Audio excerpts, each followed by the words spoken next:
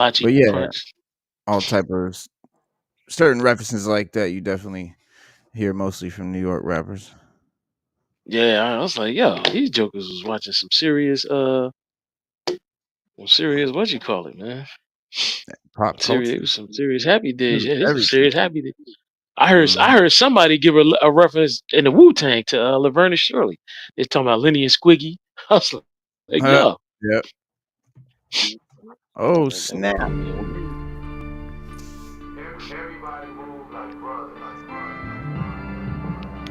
let me change your life.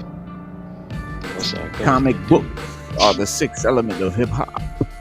Yeah.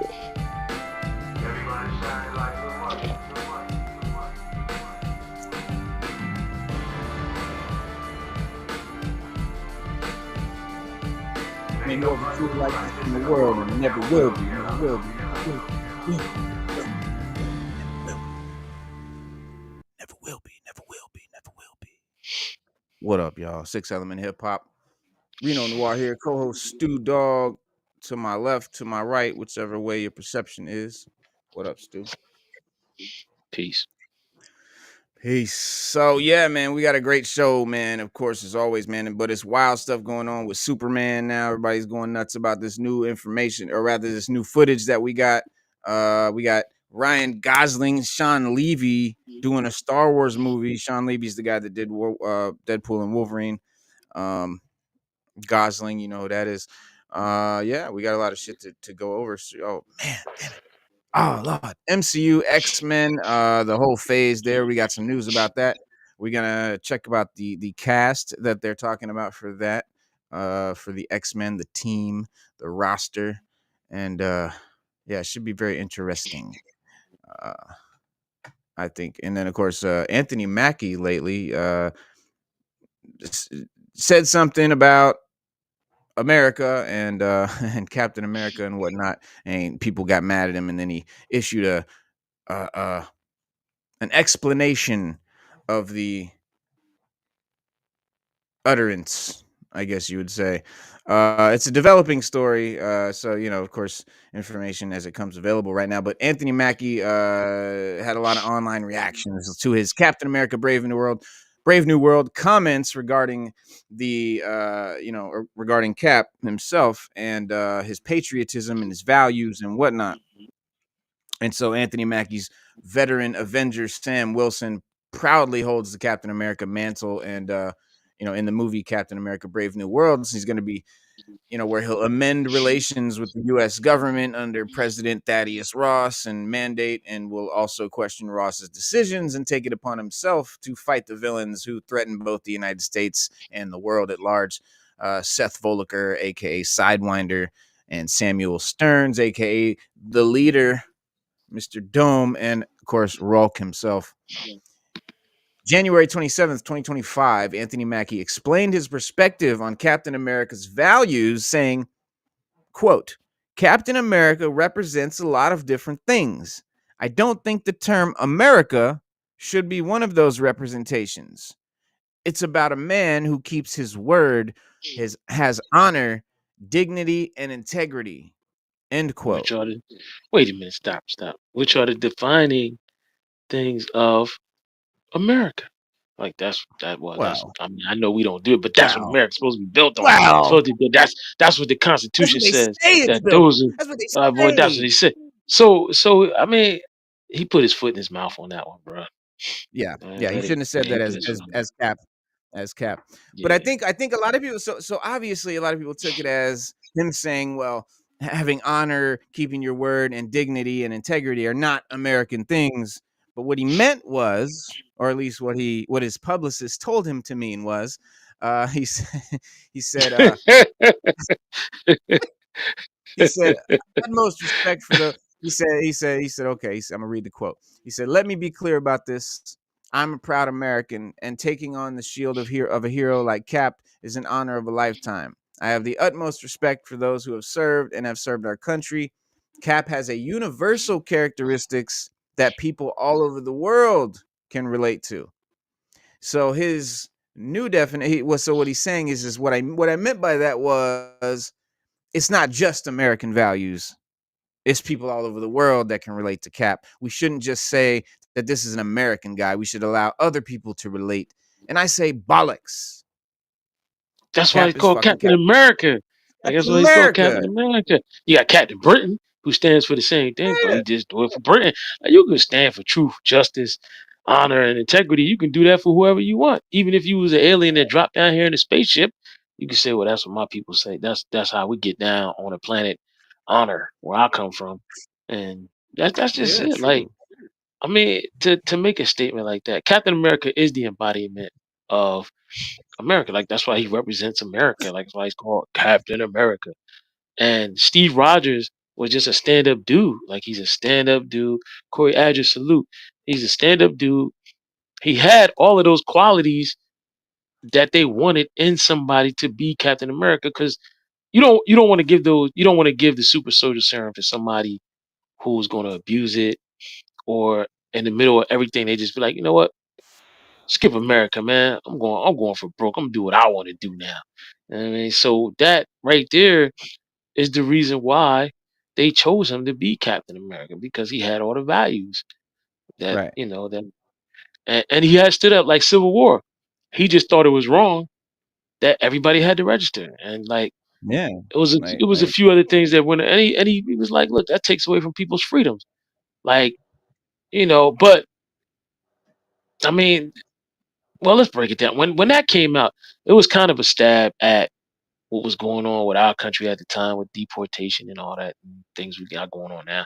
But that's what Civil War was about. It was like a stab at that at the time. mm. Um Yeah, well, th- Cap, or Mackie, him saying that about America, or people took it as him saying that truth America or truth integrity, honor, blah blah blah, uh don't aren't things that America represents anymore. But that's not what he's saying he meant. What he's saying he meant was that Steve people all Rogers, over the world should be able to relate to Captain America. We shouldn't America. say that it's American values. We should just say these are just values of good people, blah, blah, blah. But the thing is, man, like the reason I say I bollocks is because like, yeah, Cap is a symbol of America, and people around the world have always aspired to come to America, join America, be American. I mean, that's our whole bag. That's our whole shtick. That's what America's always been about. That's kind of been our whole cash crop has been immigration and consumerism. So, it's funny to me these anti-immigrant people, because like America's literally built on immigration. Everyone in this motherfucker's an immigrant unless you're a Native American. And but I think that symbol of America, man, the Statue of Liberty, Captain America, these iconic things that the rest of the world aspires to. It doesn't matter that whether it's America or not. What it basically does is people in the world aspiring to be and do good, and that's the whole thing. As long as you're aspiring to do good, be good, do the right thing, that's the whole. And if America inspires you to do that, so be it. BDBGP, salute. How you living? How you living? Oh, Was on the BDBGP. What up? What up? We living Yeah, yeah. fine, man. We living fine. How you living? You know what I mean? We Are you had living like are you living like Mac Dillon because you ain't robbing and stealing? You know what I mean? oh Or are you shit. living like Cap? Are you living like Captain America? Mm, super honorable Yeah. and with I'm listen. integrity. I really think Anthony Mackie kind of put his foot in his mouth on that one. But we're gonna. But he corrected himself, and that's cool. But Captain America, the embodiment. If you wear the suit and you have the shield, then you have to represent, the truth, the justice. You got to be a stand-up guy. You got to go Mhm. against the grain, even when you know it's gonna be hard. Like that's what Cap does. Like he don't do it like what John F. Kennedy said. We don't want to go to the moon because it's easy. We want to go because it's Right, hard. And right. that's how Cap is. You Cap don't do it because it's easy. He do it because it's hard. This is Like hard. in Civil War, he was the only one to really stand up first and say, "Wait a minute, something ain't right about this. Like we ain't doing this." And then Tony Stark, who he had known for years, was like, "Nah, Cap, I think this is necessary," you know. But the whole thing when Cap broke it down, like he said, it was an accident. You know, the new what was it the Thunderbolts were chasing, this one guy that could blow himself up, and it was just an accident. It got out of hand, and it shouldn't have Yeah. been. It should have been handled like Cap said. The whole situation should have been handled with more care than what they were, because they were doing like a reality show, and they were Mhm. just in there, with all the and I get it. That's just trampling on people's privacy. And like Yep. Cap, always say, I didn't go to war for all that, or to even come back here and watch y'all tear this country apart and make it, like a fascist country, or Right, something right. that I fought against. Like I fought against fascism. I didn't come back to America to help them install fascism. And Yeah. that's what yeah, that's what the That's Civil how War you joint was about. Civil War joint, right? And in the comics, in all the source material, even in the MCU alone, Chris Evans, Steve Rogers disagreed with the U.S. military in Captain America: First Avenger, rebelled against Shield in Captain America: Winter Soldier, and opposed the U.S. government in Captain America: Civil War. Civil So he War, was yeah. and what's more, Chris Evans himself once discussed a very similar topic in a 2011 interview. He said, "Hi, well, to me, I'm not trying to get too lost in the American side of it. This isn't a flag waving movie. It's red, white, and blue, but it just so happens that the character was created in America during wartime when there was a common enemy. Even though this is Captain America, I've said it before in interviews, it feels more like it should be called Captain Good."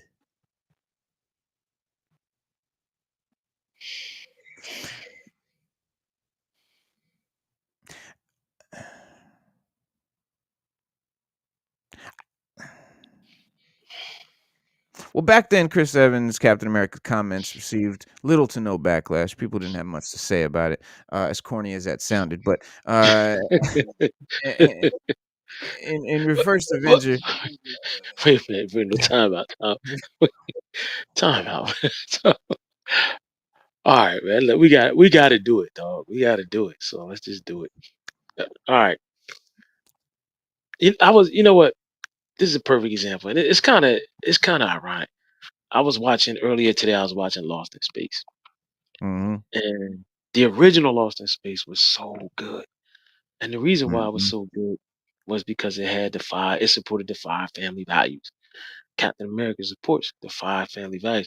I don't understand why everybody has to have nowadays, and even when you see when people write, um, the hero has to have some dark side to him, yeah, or some type of some type of like, I don't give a f moment where he just going to do so much rebellious, killing, right? Yeah, where he just become the anti-hero, and then he yeah, go back. Like, I mean, if you can hold on to your values and morals as a hero, no matter what you going through, it makes you more of a hero. That's why Cap is so high on the chart. mhm, Like, because no matter what, we've never seen Cap lose control. We've seen Spider-Man do it.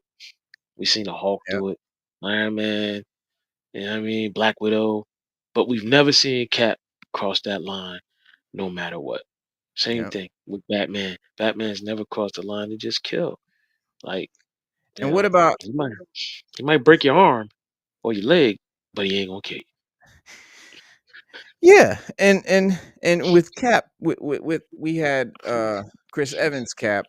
People didn't have no problems with. I think the disapproval is a lot stronger with Mackie because I don't think people really like Mackie. To be honest, like I don't think people really like him too much. He doesn't. Do you think they don't like the character, No, I think they don't like the Anthony actor? Mackie. Yeah, Right. the actor. Right. Yeah. Yeah. Yeah. I think he comes across as kind of a douchebag, and people don't like it. And so I Because mean, it was like a shock for us, because we had Terrence Howard, things were going good, and then he left, and then they brought in Chiote, and then people was like, all right, we can accept that because we seen him. But then Mackie came in, and everybody was oh, just like, Cheeto. oh, wait, stop. Why is he Falcon of all people? And I think people just had like my point is that nobody had a problem with them switching up Rhodey to somebody else. And even the first roadie to the second roadie, they had no problem with both roadies. But Falcon, they just I don't know. When you look at Falcon in the comic books, um, he's strong, he's muscular, he's got like a real good athletic build. Like like that's Falcon. Like you look at it, he got good hair. You know what I mean? He got a little Falcon. Mhm. I mean, you like damn. And then you get Anthony Mackie. I mean, I can kind of get it, man. If you're a comic fan, I can get it because he doesn't even have the physique to be Falcon. Like that's I think maybe that. That too, And yeah. isn't he short? Isn't he kind of short too, Anthony Mackie? I mean, yeah, he's not tall. He's not Yeah, tall. because what's your name is tall. If you look in the comics, like when I was a kid, I used to love Falcon comics, man. I used to buy them joints all the time. I used to read the Oh, same. word? I used to read them over and over again. Yeah, bro, because he Oh, was really? dope. Oh, okay. Yeah, Falcon I was never dope, bro. He was okay. dope. I never knew. He be in the hood, he be in the hood. Stuff go down in the hood. Falcon come save the day. You know how Word. the police take a long time for the police to come. Falcon swoop down like, look, it's gonna Yeah. take them a while, but I'll take care of it till they get here. He was Uh, dope, bro. And then then they had a comic with him and Captain America. I never could really get my hands on a lot of those, but if they ever do like an omnibus or something like that, I'm gonna get that joint, man, because oh, Falcon yeah. was just dope, man. He's just a dope character, and I think a lot he had a cult following. That's Yeah. just what it was, Oh, yeah. and it is now. I'm glad he's getting his own movie, but we'll see. I got to see the movie, man. And two, not to get off subject, but bringing in Red Hulk or Rolk is Marvel's answer to Hulk because Universal Studios is not letting Hulk go, and they Yeah. won't let them do a movie. So I think by the end of the movie, Hulk is going to be somebody that walks on the line that they can Mm, use at their mm, disposal, where they don't have to worry about anything that Universal don't want because they still have the rights to Hulk. mm. Yeah, that's possible. Yeah, and I Yeah, mean, well, apparently they're doing. I guess they're gonna do the World War Hulk movie.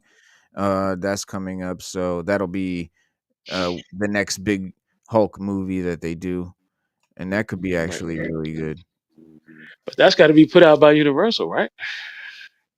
No, no, no, no, no. MCU got Oh, it so now. they can put it up. Yeah, Okay. they got the Hulk now. Oh, they got the Hulk back. Oh yeah, Well, that's good, man, because Universal had a lot of stipulations. Like Hulk couldn't be on. He had to be on screen with somebody else at all times. yeah. He couldn't be the star of the show. Um, that's why in Thor Ragnarok, when he jumped up in the air to punch the big giant dude, that's why they kept stopping him from doing destruct. Universal was like, he can't do all that. So Oh yeah, yeah. That was nonsense. Uh, man, sorry. I'm trying to get this. I see you. I see you. Focus. Yeah, I got a good. Focus. Well, it's gonna be Focus. worth it, y'all. We got. Well, first of all, I don't know if we should. All right, I'm gonna cover the main topic right now because everybody sees that thumbnail and they're like, "What the fuck?" Let's talk about it. So let's get into that. Ryan Gosling, Shawn Levey. First of all, the guy that did the Deadpool and Wolverine movie that we all loved, Mm. is doing has now got the green light. He's got a Star Wars movie he gets to do. So he's doing a Star Wars movie. And a lot of people were like, "Yeah, we're back. Like Star Wars is back." Well, yeah. Just kind of like how everybody was doing when Wolverine and Deadpool came out about Marvel, which I don't really understand because like it's one fucking movie. Nothing is back. But a lot of Yeah. people were really excited because they thought this is a great sign. This is Sean Levy. He did Deadpool and Wolverine. And then, but then like a lot of Star Wars fans, they're like, well, what Star Wars experience does he have? He doesn't know anything about Star Wars and he hasn't done any Star Wars stuff. We don't know that that's going to be good. And it's like, look, the guy that made Andor, not even a Star Wars fan, never did a Star Wars project before. Doesn't really care for Star Wars all that much. Tony Gilroy, but he's a great, Well, you guess know, what? He did a filmmaker. damn good job. Best Yeah, show I he's a think. damn. He the man. Yeah, Best show I think. that's So, sure. and I my heard thing is, somebody say the other day they would. I heard somebody talking about Andor the other day, and they said that it was the most non-traditional Star Wars thing they had ever seen that was so much like Star Wars. Who was it? It Yeah. was a famous person, and they were giving it praise. They were like, Yeah. because they were saying how like all the actors are like foreign. Because when you watch Star Wars, everybody's like they had like a British accent or something like, and they were Yeah. just breaking it down. He was like, man, he said, listen, there's no lightsabers, there's no Jedi. He was like, but it feels like Star Wars, but it just don't play out like a Star Wars movie or a Yeah. show. But he said it feels like it, and that's a big head nod Well, Sean because Levy's it was. been I mean, is what? Sean Sean Levy's been working on his Star Wars movie since 2022, and Jonathan Wow. Troper, who collaborated with Levi on such films as like This Is Where I Leave You and The Atom Project, has been working on a script for over a year. But they haven't done anything yet. But Sean Levy is also producing the feature via his 21 Laps banner and joining Star Wars. Kathleen Kennedy's Lucasfilm, which is who runs Star Wars right now. But yeah, so a lot of people were just thinking like, what is that? What credentials does he have that make us excited? Why are people happy? And I think the reason that people are happy that Sean Levy's doing the Star Wars movie is because what he did with Wolverine and Deadpool was give fans loyal lore and mythology and source material and true content, and and I think that's what had been missing, obviously, especially in the MCU. And so, when people are like, what does he know about the lore and all that? That's exactly what he does. That's what he did with Deadpool and Wolverine. Is he did research, found out all the shit that fans liked and loved about all these characters and comics and shit, and went straight to the source and gave shit accurately and the way fans recognize it. And I think it's common sense, but apparently that's not common sense. Hollywood doesn't understand that. They think if you want to see your comic character from the comics, they think you want them to be completely unrecognizable, wearing completely different costumes, completely different look, maybe even a different gender, and they think that's what fans want for some reason. But it's not. What fans want is they want to see the shit they recognize on the screen. And that's what Levy does. It's unclear when Levy's project is set. Star Wars stories have, run the gamut of hundreds of years. We don't know if it's going to be Old Republic, if it's going to be, Skywalker saga, if it's going to be prequel era, God forbid if it's going to be High Republic, or if it's going to be in the future. And now we sources say that the Gosling development is a late in the game move for Levy's movie schedule. But yeah, it's meant to be a standalone movie. And so it could be Jedi, it could be Sith, it could be a fucking what do you call it, like a Rogue One, or not a Rogue One, but like a Rogue Squadron movie, a spaceship movie. I think though, when I hear that Gosling is gonna be in the movie, I think, what character could Ryan Gosling play? What character Mm, does he? Yeah, I mean, what character does he maybe look like? What character do we would we believe him as? And that's a I tough can't think of. Well, yeah, I think Cade is the only one I could think of that really. Where is he at? There you go. There's one. one. We got here's another one. I'll do that. There you go. Sorry, y'all. And there's another one.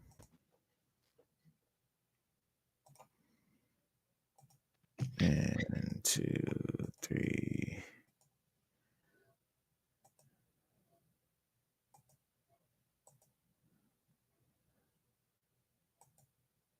You know? I think he should play Cyclops. Fuck it. Cyclops in Star Wars? I think he just play like skip Star Wars and just play Cyclops and just go on to the MCU. Be a good Cyclops because he can Yeah, I get that think cool and laid back. But for he's Star Wars, I think he'd be good. No, I'm just bugging. I think he'd be good in Star Wars, man. I really do. I don't know who or what he would. You know what I mean? I don't so know, well, this man. guy But named he's a Cade good actor. Skywalker. He's a. You probably don't know who I'm talking about when I say Cade Nah, Skywalker. I Probably don't. I not. You definitely don't. probably didn't realize I said that.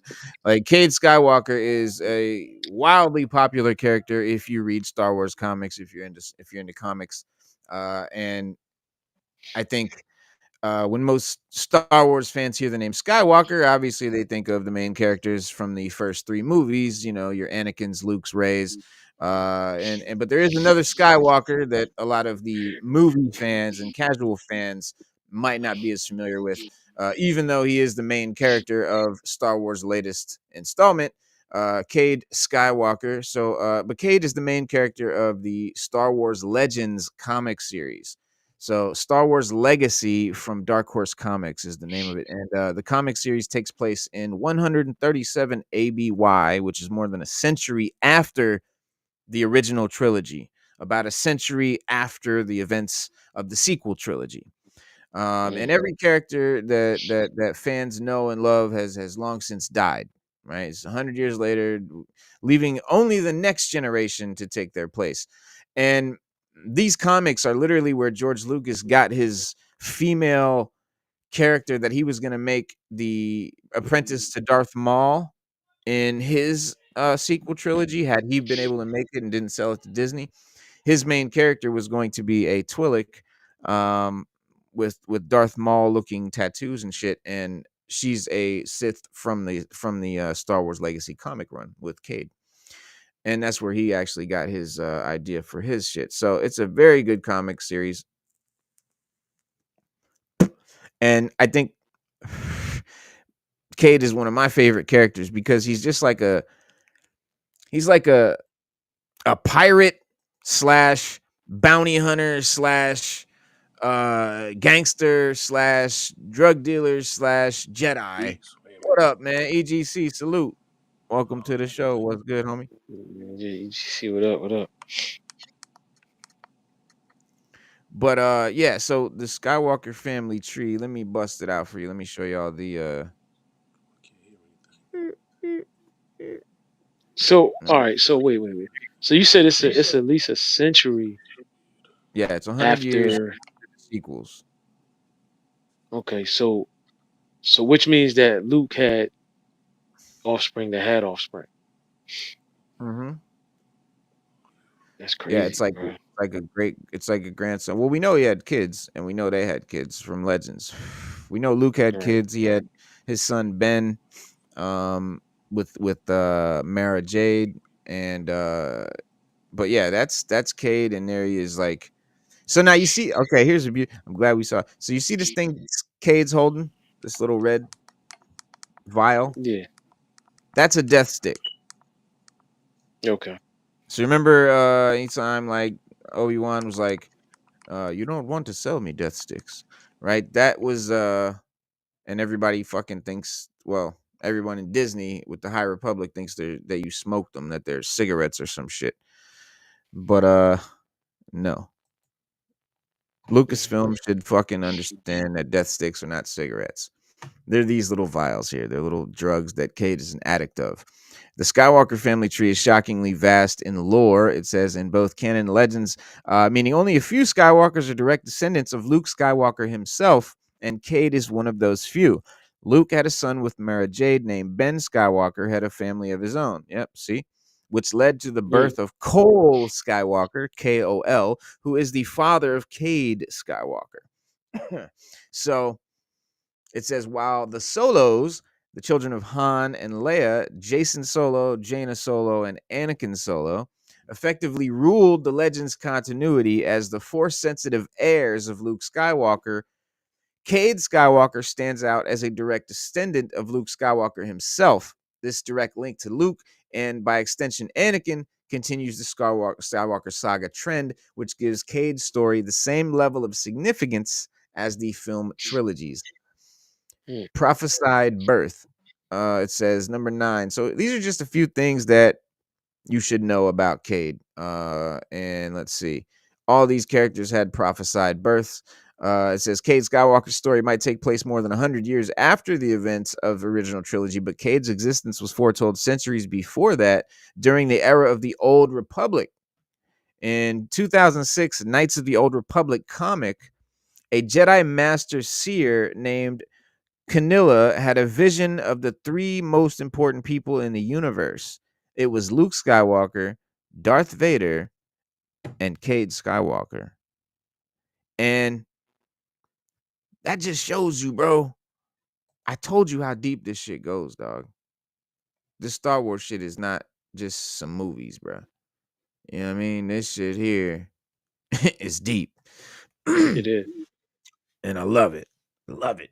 Like the books, man, the comics are so much more. Like when people like I don't understand like why you love Star Wars so much. Like yeah, I get that. If all you knew was that the movies existed, you wouldn't understand why I had this deep, connection to Star Wars. Like just the movies alone, they're just movies. But like when you get into the books and you get into the comics and you get into the deeper shit, the lore and all that, the video games especially too, man, it's so deep, bro. There's so much. It's a whole universe, totally immersive. It says the vision showed the 3 Skywalkers as adults fighting together on Coruscant. Mind you, again, this is from the Knights of the Old Republic comic. It's from a previous comic before. So, like, that's some prophecy shit. The vision showed the 3 Skywalkers as adults fighting together on Coruscant. Since this is just a vision, it doesn't take into the account that the varied time periods between Darth Vader's reign, Luke Skywalker's standing as Master Jedi, and Cade Skywalker's existence, it doesn't take into account that they're, whatever times apart. And so it says, however, it does reveal that these 3 will indeed exist in the future, and their existence will impact the entire galaxy, and that includes Cade. And if Lucasfilm was smart, if Disney had half a fucking brain, they would be making Old Republic content. They would be making Knights of the Old Definitely. Republic video game, bro. They would be making all that shit Definitely. because then that leads up to this. You got the George Don't Lucas forget. era. Don't forget Go Dash ahead. Rendar. Don't forget Dash Rendar. That one of Yes, them. People been asking for that for the longest. Prince Izor. People been asking for Shadows of the Empire. Like they could at least give us an anime or something, like anything. But people been asking for Shadows of the Empire for the longest. And people want to dog. know what happened to Dash after the game. Because they left Hmm. it like wide open. We don't know what happened to him. I know, I know. My man Darth Paws said, if it's Cade Skywalker, that's going to be terrible. Jacob Rossoff said, if this was George Lucas Star Wars instead of Disney Star Wars, Gosling could have been good Kyle Katarn. Yeah, now that's another Mm. Kyle Katarn. Ooh. Well, it's funny you say that because, and here's the thing, this is all in the air. Obviously, none of this is set in stone, right? So we don't know it's going to be Cade. We don't know who it's really going to be. A Right. few of the popular choices, and I really hope that they do not make the mistake of just going into like High Republic shit because they will absolutely lose their shirt. They've already lost their shirt so far because merchandising is absolutely trash with Star Wars ever since they started fucking shit up. Ever since the sequel, nobody buys Rey figures and dolls and statues. Nobody buys fucking acolyte shit. Nobody buys Boba Fett stuff anymore now because Boba Fett Boba Fett. They fucked up How do you fuck up Boba Fett? How do you make Boba Fett not cool? You really got to fuck up. So they they they have now ruined Star Wars's biggest asset, which is merchandising. And i- if they do what they're if they go with the High Republic shit, they're gonna continue that trend because nobody knows who those characters are. There's like 3 people that read High Republic novels, and they're not really Star Wars fans. If you were a fan of like Star Wars before the High Republic, and I'm not gonna say this is everybody, obviously there's exceptions, but you're probably not gonna like the High Republic. And it's Mm. really bad. It's really bad. I mean, so they have like a talking boulder. They have again, they don't even know the lore. Like death sticks, they are cigarettes. It's bad. But that neither here nor there. The thing about the characters is just people don't really know who they are. Not to pause too much. Let's keep it rolling. This is number 10. So here's the 10 top possible people that Gosling could play. And obviously, again, this is just to be taken with a grain of salt. Agent Kallus, first appearance, Star Wars Rebels. So a character from Rebels that no one really, they're not gonna cast Ryan Gosling in like a fucking side guy role. That's a useless, pointless character. Let's see what they say. Obviously, if Ryan Gosling is cast in Shawn Levy's upcoming Star Wars movie, he'll have a major role to play. Star Wars Rebels Agent Kallus probably isn't the first character you think of as a major character. Well, but if we're going to do this based on looks alone, Gosling, no, we're not going to do it based on looks alone. Moving on. Tack Renaud, first mentioned in Skeleton Crew. No. Now, do I think it's likely Disney may do this? It's definitely possible because they might want to, kind of keep their thing going. And this is part of, this is from Skeleton Crew. That said, they may also want to do the High Republic because that's their shit. Hopefully, though, they're learning that Star Wars is what it is. It's a set thing. You can't change it that much. You can add on to it, but you can't change the rules. You can't change the shit that's set in stone. Or people are just gonna turn the other way. But anyway, Tack Renaud, it says the idea of Tack Renaud as a character that may have only just been introduced in Star Wars Skeleton Crew, but there's much potential there. Gosling would excel at playing one of the most fearsome pirates in the galaxy has ever seen. Sure, but if you're gonna do that, make it Cade Skywalker. It's fucking Cade Skywalker, right? The top 3 important people in the universe. He's like a pirate. He's a pirate. He's all that shit, bro. And he has a lightsaber and he's fucking force sensitive, but he's not like a Jedi. He's not like wearing robes and all that. He's like the perfect character. What were you just saying about making characters always like anti-heroes and stuff like that? It's exactly what Cade is. He's like an anti-hero and Yeah. quasi bad guy. It's perfect. It's perfect for today's thing. Here's a character that I am torn about because this is a cool ass character. And this is from the Kylo Ren comic series Rise of Kylo Ren. And this is sort of what Disney botched in their movies. They didn't explain who the Knights of Ren were. They didn't do shit with them, and they didn't tell us who the fuck Kylo was, where he came from, and why he wasn't a Sith, and what was this, and who are the Knights, and what is all this shit. They didn't explain anything in the movies, so they had to do these comic books. And when they did, the boss, the leader of the Knights of Ren, is this guy here, Ren himself.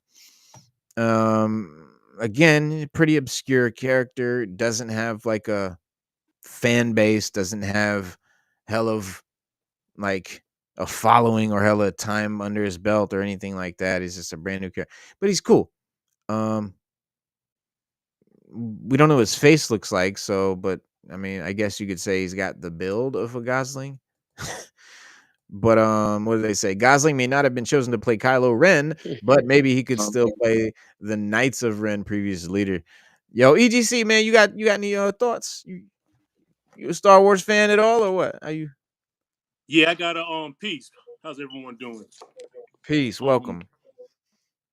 yeah, I gotta catch up. Good. Good. We started Peace. rewatching the Peace. Star Wars series, and we're on episode 3, so that's the next one we'll be watching. I fell off, so I gotta catch up with my All right. son. So Yeah. Okay. That's what's up. Ah, man, that's the best thing, man. That's my dad is what put me on to Star Wars when I was a kid, and I put my son on, and I don't know. I always felt like Star Wars was a very father son thing. I mean, you had obviously Luke and the whole thing, and Vader is a father son vibe to it, man. Oh, But definitely. yeah, That's true that's about dope. It is. It is. Yeah, because I watched all of them with my son. But my son, he likes the 4, 5, and 6. But Hmm. 1, 2, and 3, that's his like 4, 5, and 6 is so infamous to us and so incredible to us. Yep. My son, who is my middle son, who is 29, he Yep. thinks that episodes 1, 2, and 3, they're like 4, 5, and 6 to him. Like That that's track that's his because that's the that was Star Wars. when he grew up. Yeah, Yeah. he loved that Star. Yeah, Yep. yeah. He was And little when that's they how came out, our man. generation. I took him. We went. He had his lightsaber and everything. Yep. Yeah, when I took him, he had a little lightsaber he used to keep on his belt, man, and we went seen all three of those in the theaters. But that's another thing, Reno, too. Shout out to anybody who, father and son that went and seen Star Wars that Yep. took their sons to the movies to see it. Word. Because I was glad that we were able to see it in the theater together. Yep. Yep. Yeah, man. It's a good memory, man. And it just I don't it. know. Yeah, It's something definitely. that it carries on and carries on. Like we had, it started in the 70s, literally. Like this just started in the late 70s. So like Yeah. my pops when he was on the shit, he was kind of in his early 20s. Like I was a little baby and shit. And like, by the time I was old enough to see it, because I was born in 79. I was actually born. The first movie came out in 78. So I was born in 79. I didn't see Star Wars until that Yeah. shit hit HBO, the original ones. Like I saw them shits on HBO. And when they hit Yeah, me HBO too. in the Yeah. early Yeah, 80s, me too. they played them shits all day and on you could go. Mm-hmm. I remember if you had Cinemax, Showtime, the movie Yeah. channel, and HBO, you could switch between all four of them and it would be playing on all four of them and just in about the same spot. That's how fucking popular that's how much they Yep. were playing, dog. That's a Yeah, my fact. pop used to record them. He used to record them all off of HBO. The first one I ever saw was Empire Strike Back, and he would play it all the time. I was like, why Yep. this one? But That's the one. that was the first That's the one one. I ever saw. That's the one. Strike Backs is my That's the favorite one. one. That's my favorite Star Wars I mean, movie, when I was a period. kid, That's I my was like, favorite why, one why are too. they playing Yeah. this one? Yeah. What you say? No, You I'm was That's a the kid? saying one. when I That was a kid, I would always ask he him, said why is when he he was a always playing kid, this he one? used to ask his dad, yeah. What? He asked that what? That was the dopest one, So man. He he always he played Empire. recorded Empire Why he Strikes always played Back. Empire. Yeah, Okay. so he would always play it on the VHS. That's the one where Luke finds out, Mm-hmm. that Vader is his father, and that's the big and so yeah, like that's the big event movie of that Yeah. trilogy, I And think. And and then I think the third movie of the and that prequels, was also that's my that was favorite, also second favorite. it was also the one too, Reno, where as much as Harrison Ford says he hates to play Han Solo because he has nothing to do with the story, Yeah. let's keep it a buck. Besides Luke finding out Vader was his father, he was the star of that movie. Like it Yeah. was, it was that was real Han Solo heavy, that Oh, movie. yeah. Yep. Yeah, And the man. Falcon, we got to see Millennium Falcon in action. Like, like it was just dope, man. The Yeah, asteroid field where they were flying through the asteroid field, and he was that was man, yeah. they landed in the big Empire was that worm. movie. Yeah. Number Yeah, 7. This is yeah. the bullshit here that I'm talking about. This is Stellan Geosh from the fucking High Republic. I don't, it's Pardon y'all.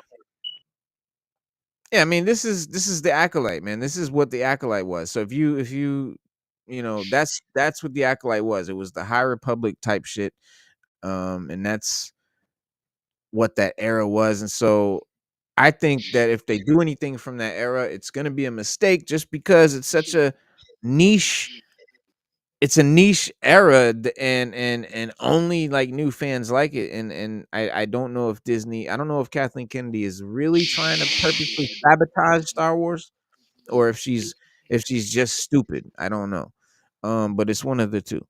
And hopefully Maybe a little bit somebody of is both. gonna make Mm. yeah, it could be. But yeah, it says Stellan is an even-tempered, kind, wise, and thoughtful Jedi.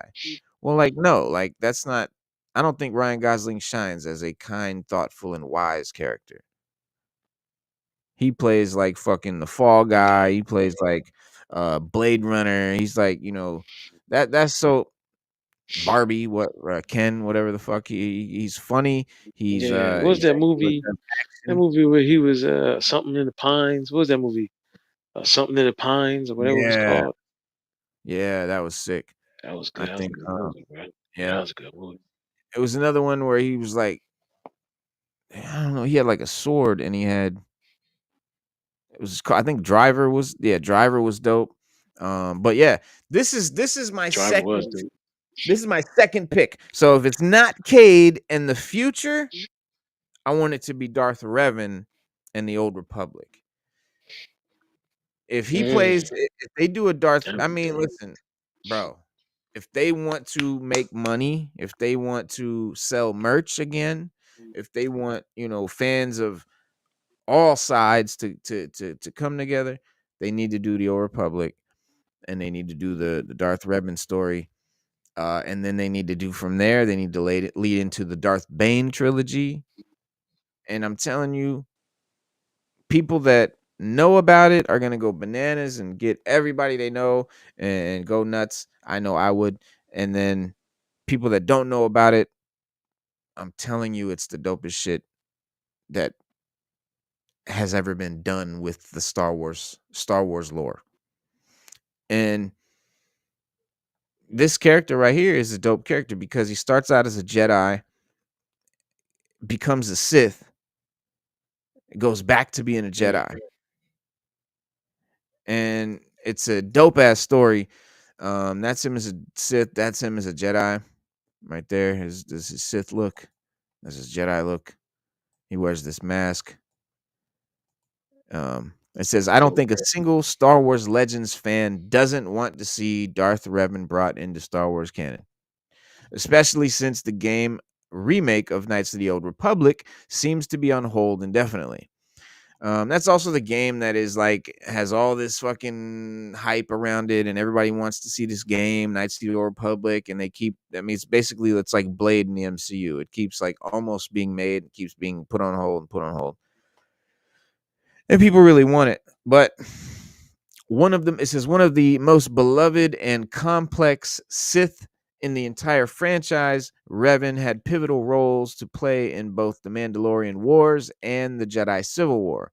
So much compelling and pivotal Star Wars history is intrinsically tied to this character. It would be a shame never to bring this tale to the big screen. I'm convinced Ryan Gosling could play anyone in Star Wars universe. Why not a character as universally revered as Darth Revan? It would be a great use of his star power and fantastic chance for Star Wars to start rebuilding its canon history, which is something needs to happen. They need to start rebuilding its fucking fan base, rebuilding the merchandising, rebuilding its own canon history. And shout out to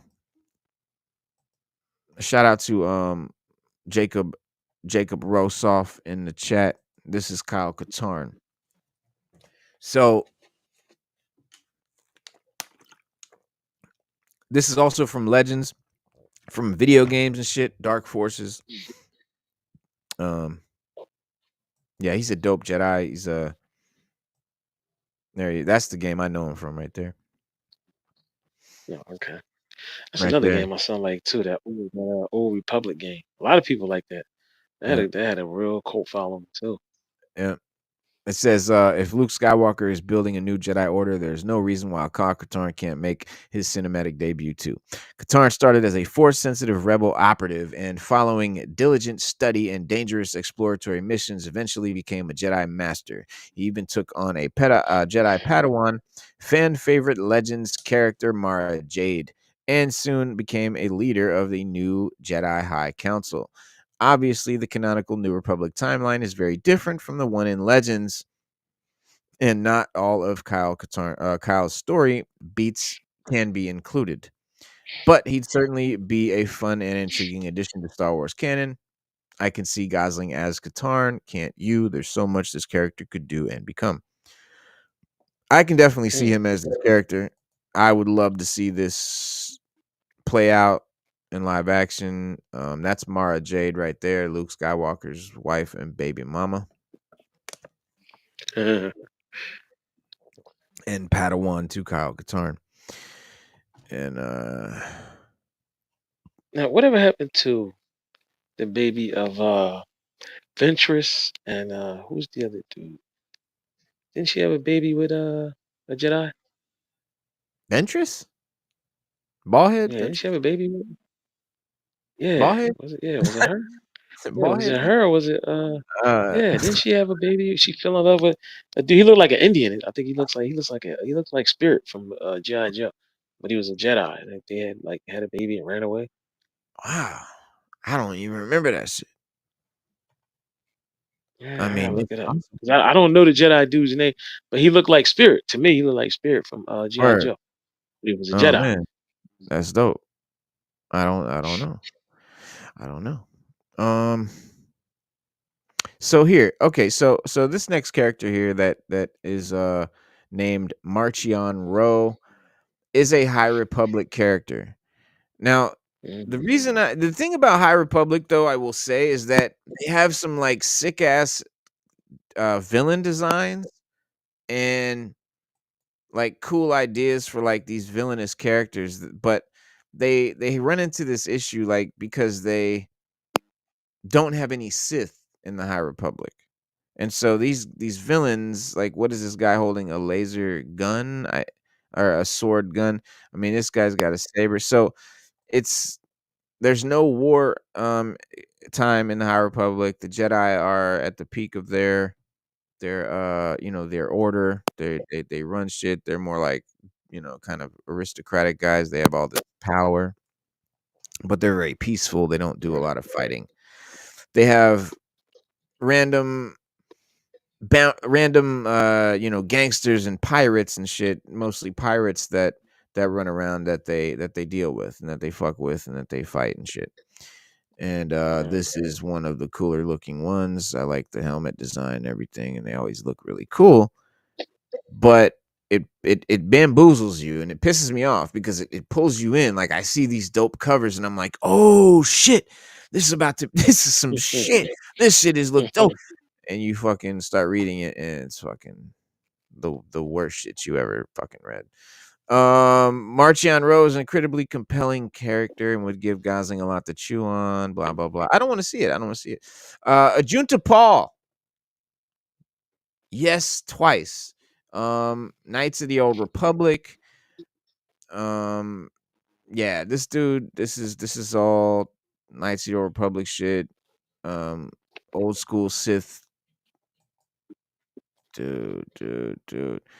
Star Wars Acolyte made a valiant attempt to understand the lore of the Sith. I don't think it did. I don't think it did anything to understand the lore of the Sith. I don't think it even touched on the lore of the Sith. I don't know what the whole thing was with the witches. They had nothing to do with Sith. There was no Sith involved. Nothing. That little None. so-called Plagueis fucking scene was nonsense. He had nothing to do with it, and I'm not gonna go there. I'm not gonna go there. But it says, why not cast Gosling as the first ever Sith Lord? Ajunta Paul was a Jedi Knight who went rogue and created a faction of Dark Jedi, leading them to exile from the Jedi Order and the Galactic Republic. Following the 100-Year Darkness, Ajunta and his followers became stranded on Korriban, where he became the first Dark Lord of the Sith. Later, as told in Knights of the Old Mm. Republic, Darth Revan encounters the spirit of Ajunta Paul and later spoke of his regret for leading his fellow Jedi astray. Revan eventually convinces Paul to revert to the light, and the former rogue Jedi becomes one with the Force. And so he gets to become a Force ghost again. Because if a Sith dies, that's it. They don't get to become a Force ghost unless they go back to the light, Now, like Anakin did. now Um, is it true? Now is it true that if they become one with the Force, that means they were very powerful Jedi? Like that, like because I know all. I don't think all of them it means they can were very become. like Because there's a guy I work with. Yeah, he Yeah, was. Yeah, he was. He's really into Star Wars. Like he hard into Star Wars. yeah, And he was yeah, saying that if you become a Force ghost, you are you like super strong with the yeah, Force. yeah. You So you can dope. become a Force I ghost. mean, Like you're definitely, yeah, yeah, you definitely have your shit together. Like the yeah. the they know what they have like mad, Because he said in, that's why Yoda's light, body disappeared. Yeah, like he said, you like your body just disappears and you become one with the Force, right? and you become a Force ghost. Yeah, because he was Obi-Wan. like because we were talking. You know what brought it up? Remember when Qui Gon died and they burnt Yep. his body, and then when Yoda died, he just disappeared. He disappeared, and then when Luke died, he just disappeared. So, and then Hang on. remember Obi Wan. EGC, can you mute your mic? Something up with your. There you go. Yeah. Now remember when Vader struck Obi Wan down, he just disappeared. And Right. remember Vader was stepping on his joint, like yo, like where'd he go? Right. And and remember he told him, he said, if you strike me down, I'm gonna become more powerful than you can imagine. Yep. And he did it. So Yep. that was they were so even when they did the the Obi-Wan series, if Qui-Gon became one with the Force and come back as a Force ghost, why did his body didn't disappear Mm. like the rest of them? Who? Obi-Wan? No, Qui-Gon. Oh, Qui-Gon. Yeah. Right. Yeah. Well, I'll tell you why. Qui-Gon's the first one to figure that shit out. And so he didn't figure it out right away. But when he did figure it out, he's the one that told Yoda how to do it. Oh, so he can't. All right. Yeah, He because at came the to thing he Yoda. says, "I'll teach you how to." Yeah, because remember Yoda, he's like, "I'm gonna teach you how to communicate with your old Padawan." Yep. Because like Mm. yeah, I think he was saying that Qui-Gon came and showed him what's up. Mm. I don't Okay. know. Yeah, because Yoda. Yeah, I don't know. Yeah, I gotta look that up, man. But it was like I said, it's a guy. I've been trying to get him on the show for the longest, man. But he's a real, like he collects he collects nothing but Star Wars. He has all the Mhm. Black series and all. That's just all he does. And he's really into it, man. He was explaining that to me one day. He was like, "No, because if you become one with the Force, your body disappears." Yada yada yada. Like he was breaking it down. I was Yep. like, "Wow!" I said, "I never noticed that. I never noticed they." He was like, "They burnt Qui Gon's body, so how could he come back?" I was like, Right. "Yo, that's." Yeah. Yeah. Well, yeah, he don't need they don't I mean, he doesn't need his body to do it. You can burn the body and it's all good. They burned Vader's body too, remember? They burned Anakin's body. Yeah, and then he came back as a Force ghost. Yeah. So yeah, so it could be done. Yeah. Yeah. But yeah, it says later as told Darth Vader. Oh yeah, so yeah, Junta Paul, Darth Revan, like those would be my dream come true. My second choice would be Cade. Like if it can't be Old Republic, and the only reason I jumped to Cade is because I don't think that they are like I don't know, for some reason they don't wanna do the goddamn Old Republic. They just keep shying away from it, but I would much prefer the Old Republic shit. And the thing about Cade and him being way in the future, they probably won't do that because any future eras would force any new stories that they did back in the current era to be held to whatever they did in this future story. So it's probably unlikely. But I don't think it's gonna be one of these lame characters. Tar Vizsla from Rebels, like this is something, this is like the ultimate Mandalore. He's the ultimate Mandalorian. He's like the uh it says just like the pirates, Mandalorians are having a moment in Star Wars 2. So why not give Ryan Gosling the ultimate Mandalorian role? Originally mentioned in Star Wars Rebels, Tar Vizsla was the first but no longer the only Mandalorian Jedi.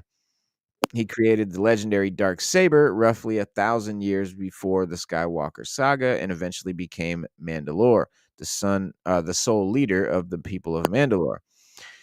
And yeah, Tar Vizsla. So the guy that made the dark saber, he was a Jedi, and then he became a Mandalorian, and that's why the Mandalorian know so much about fighting Jedi, and that's why they have the certain tools and weapons that they have, because those tools and weapons counteract Jedi force powers, like jetpacks. Kind of counteract the fact that Jedi's can jump super high. They've got their blowtorches because you can't block blaster bullets if I'm hitting you with a blowtorch, and shit like that. They've got the grappling hook. They shoot out and like, get over here. That's your force pull. And so they have all these like techniques that give them sort of the same abilities Jedi has almost, and they mastered them to the point that they could use them in such a way that it was just like a Jedi using the Force.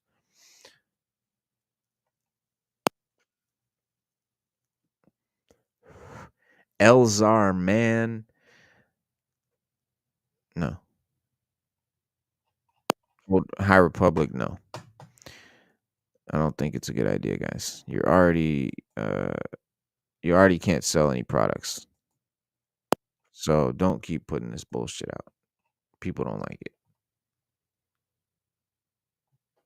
People don't like it. But yeah, Cade, man, Cade. Where were we with Cade? Oh, addicted to death sticks.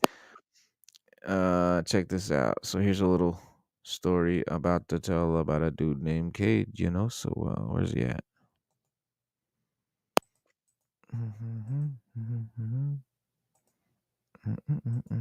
There we go. Bricky. Yeah. All right. So Cade, death sticks. It says fans might be familiar with death sticks after hearing them referenced in Star Wars Episode 2, Attack of the Clones. Death sticks are a lot like real-world hallucinogenic drugs. They are highly addictive and can be a leading cause of death for those who use them. However, there's one thing that makes death sticks decidedly different. They can block the Force in Force-sensitive individuals, which is exactly why Cade Skywalker uses them. Cade Skywalker has been shown using death sticks since his first appearance, and the visual of him using drugs only adds to his overall punky aesthetic. But as Star Wars Legacy revealed, Cade didn't do them to look cool. He did it to block out the Force after he committed himself to a life as a bounty hunter / pirate. And so he didn't want Force powers happening in his mind and shit like that. So he literally took death sticks to block the Force powers.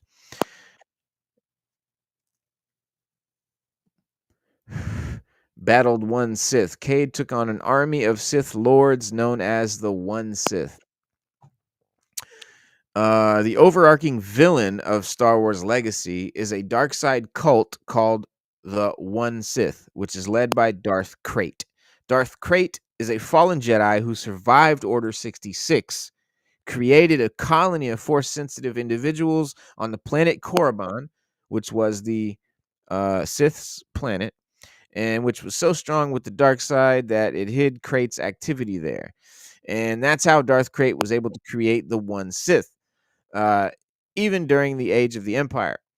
And this is how this cult became so strong by the events of Star Wars Legacy. So they had been building up for 100 years. Krayt was originally a Jedi named Sharad Het and is a Tatooine native.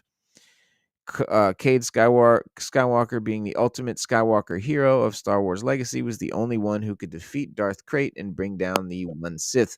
And in true Star Wars fashion, Cade Skywalker did just that. Rare Force abilities. So being a direct descendant of Anakin and Luke Skywalker, Cade is inherently powerful in the Force. However, his abilities that he exhibits set them apart from practically every other Force user in the Star Wars universe.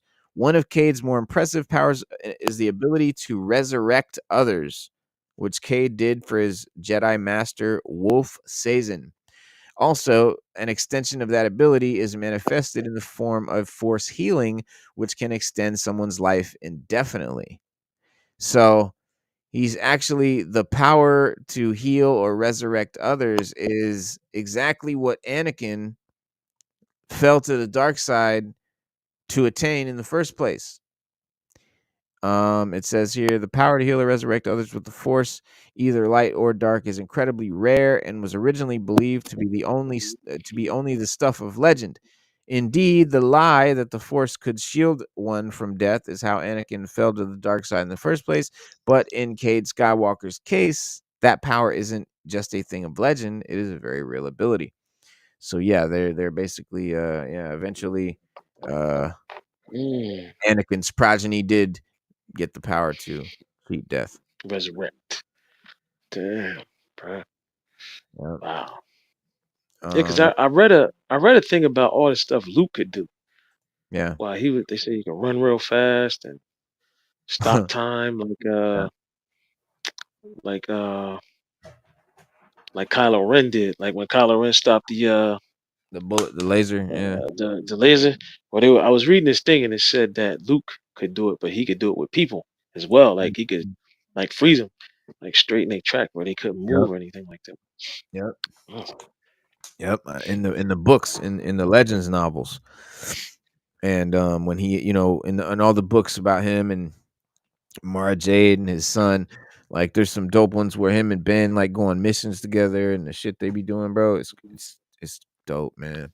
I wish they I wish they would have done that in the movies. I wish that's where they would have went. I mean, you have the fucking, I mean, Kathleen Kennedy, Lucasfilm, they literally decided like to not follow the Legends canon because that's where the story would go. The reason they didn't want to follow it, obviously, is because they want to make their own shit and not have to pay some author for the rights for their stories and stuff. But yeah, it's fucking bullshit. Wow. Like, y'all ain't got the Because money. my thing is, if you want to do something different or you want to do your own, then do it. Like you could have wrote a Ray. We could have got a Ray movie a long time ago. Didn't even have to put Skywalker in a minute, kill him off, and you could have still gave us the stuff that happened after Return of the Jedi. Like Mhm. I don't get it. I really just don't get it. You literally have. All right, think about all the stuff they came out with. You could have just did it. You could have just came out with a Ray TV show instead of coming out with I don't know, the acolyte. Yeah, Yeah, no. Yeah, who it knows, just man. it just is what it is. Like I don't understand why they just didn't do it, man. Like No, it ain't no telling, bro. Maybe her ex-husband loves Star Wars and she wanted to piss him off. I don't know, but she definitely mad at somebody. But um, who knows, bro? But Cade, another thing about Cade is he left the Jedi to become a bounty hunter and a pirate. So that's another cool aspect that they could use that would have a whole new, storyline, a whole new bunch of shit to tell, a bunch of, just a new way to do Star Wars, bro. That fans would still be like, yeah, that's fucking accurate, that's dope, that's cool, we're down with that, and they would be able to do something different that hasn't been done in movies before. But why Darth Vader's Sith descendant looked more like Darth Maul? Oh yeah, we're gonna Cade Skywalker turned his back on being a Jedi. Yeah. Became a bounty hunter. And Sith. Arguably the strongest Jedi in Star Wars. Let's see. As previously mentioned, Cade Skywalker exhibited power to resurrect and heal others. The Force. Wolf Sazin was fortunate enough to experience his power for himself when Cade brought him back, but the Jedi Master wasn't the only one. Darth Krayt wanted to take advantage of Cade's Force healing ability, and that was the only way to sustain his unnaturally long life. However, Force healing resurrections are far from Cade's only Force abilities. They only scratch the surface of why he's considered so powerful. He also exhibited other incredible abilities, including creating a Force bubble to shield him from an explosion, summoning Force lightning powerful enough to down seasoned Sith lords, and a Force stream that Darth Krayt himself was impressed by. Truth be told, Cade might be the strongest Skywalker in his family. Briefly fell to the dark side. When Darth Krayt learned of Cade Skywalker's Force healing ability, he knew he had to use Cade to keep himself alive. However, he couldn't just abduct Cade and force him to use his power. Cade had to use the ability willingly. So Darth Krayt used one of the used one of his Sith lords, Darth Talon, to seduce Cade Skywalker to the dark side. And Darth Talon is that dope character I was telling you about that looks like Darth Maul, but she's a Twi'lek with the long let me see here. Yeah, there she is right there. That's Darth Crate, dude I'm Okay. talking about right now. Motherfucker is ruthless. And that's Darth Warlock. Darth Talon, there she is. And so this character here was what George Lucas was going to have as Darth Maul's apprentice in his sequel trilogy. So if we would have gotten George Lucas's original idea, this would have been the big bad. Well, at least this would have been the Darth Vader of his story. And Darth Maul would have been the emperor of his story. And there would have been a female character that would have been the new Luke of the story. And Luke would have been the Obi-Wan of the story, not the douchebag hermit asshole sucking on walrus titties, but a actual Jedi master teacher. And it would have been dope. It would have been so dope. And Reno, we would have also gotten a Darth Maul game. A Darth Maul game? Yeah, Darth Maul Yeah, game was made. It was yeah. made, and they just put it on the shelf. Something happened. They closed down the video game division of the studio of Lucas Studios, and they shelved it. Um, I think there's there are YouTube videos where you can watch somebody playing it and they put it up. Yeah. But I was watching on IGN and they were saying how like they liked the game, like they was like yo, because they actually went to Lucas Studios and played it. They were like Yeah. yo, this like why this never came out. And they told me they said that we had to shelve it. I was like Mhm. there's nothing we can do to put it out. But it was a side scrolling game and it had Darth Maul in it and it looked dope. Hell yeah, dog. But Darth Maul got the short end of the stick most of the time. He was only in I wanna see episode it. I yeah, would love to episode play that. one. I would love to play it too, man. He was in episode one for like what, 20 Like, minutes, 30 yeah, minutes? if that. Yeah. Yeah. Yeah, these are all Darth Crate's characters. What do you call characters? These are all the one. They're called One Sith. Is the name of the Sith collective. It's called One Sith, and these are all the different uh Sith. Darth Red. Oh, he looks cool. I haven't seen him. Darth Red is a standout on this list. He wasn't loyal to Darth Crate or the One Sith in the slightest. In fact, he wanted nothing more than to reinstate the Sith rule of two. Because remember, there was only supposed to be two Sith at any one time, and Darth Crate brought back this, Sith collective that used to exist before the rule of two. And yeah, so this dude, he wanted, so that makes that makes sense that they would have a character like that. That's dope. But regularly visited by Luke Skywalker. So Luke's Force Ghost always talks to Cade. So it would be just dope if Ryan Gosling playing Cade in this new movie. And I don't care if it's Ryan Gosling or anybody, but just making a Cade movie, period. You could still utilize Mark Hamill and he could come back as a Force Ghost and it would just be dope. um he's the last Skywalker. Yeah, but that's pretty much who Cade is. I mean, that's who Cade is if you didn't know. And that's why I think he'd be the dope. Why Gosling would be dope for that, and why that would be a good movie for Shawn Levey. But also, so would an Old Republic movie. With Gosling as Darth Revan, that would be just as dope. To me, if not even doper. That would be my ultimate. Mm. We finally get some Old Republic action. That'll be the shit. Yeah, something we've been begging for the last umpteen years. Mhm. Well, second thing on the list, man, that we got to bust up is the Superman footage.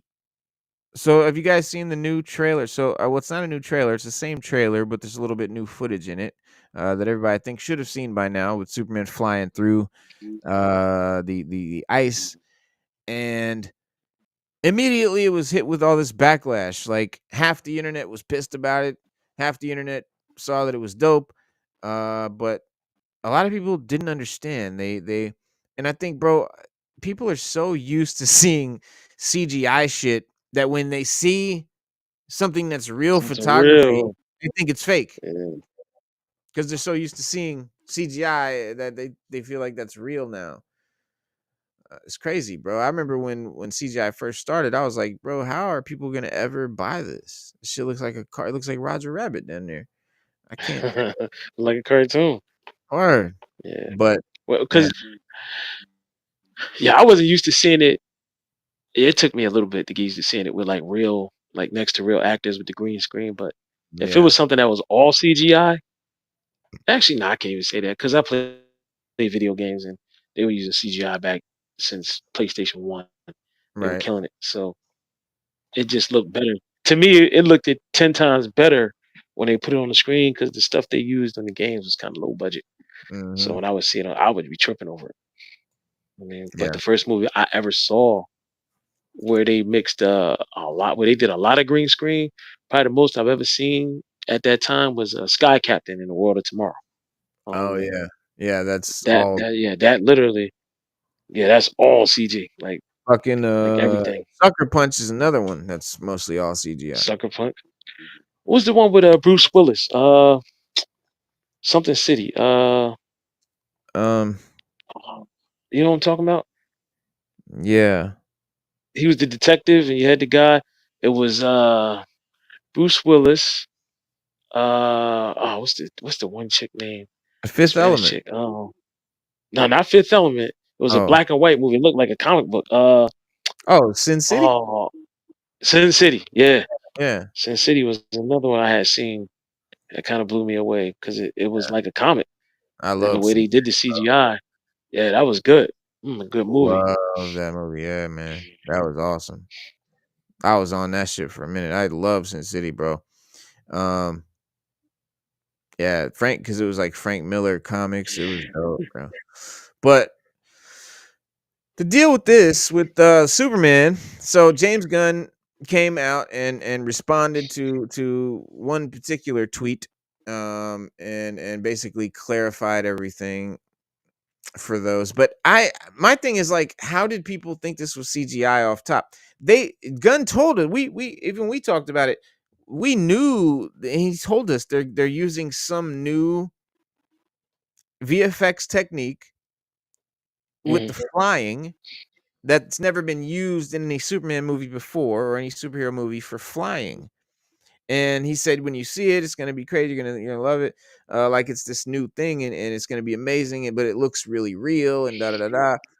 It's a photography thing. There's no CGI, and Well, he wasn't lying. it I can came tell you that out now. right.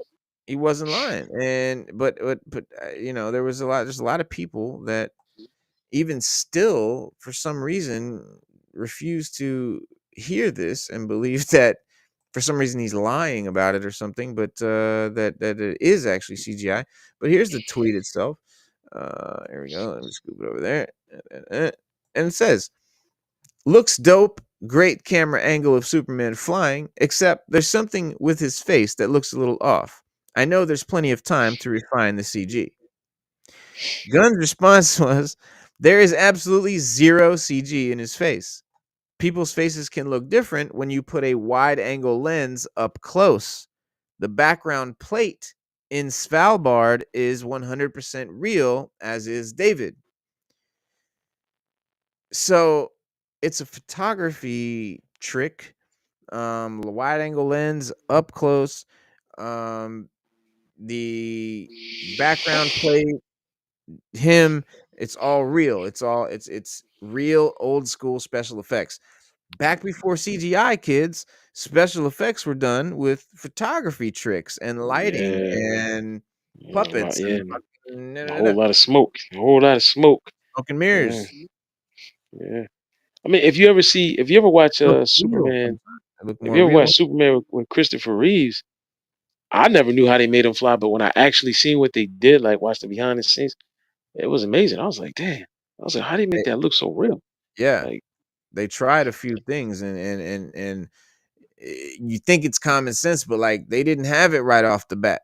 If you look at some of the screen tests where some of the early things they tried with Christopher Reeves, it looked horrible. they did. And it was great.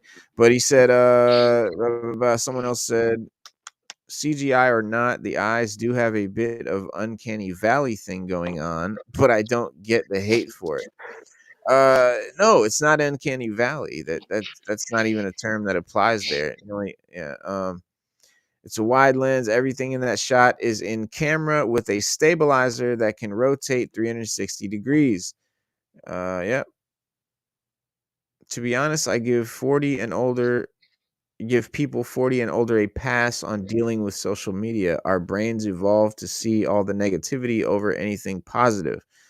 We aren't just mentally wired to handle social media well. Don't take it personally if you're James Gunn or us. A little grace and humanity goes, I don't know what the fuck he's talking Yeah, about. yeah. Move on, please.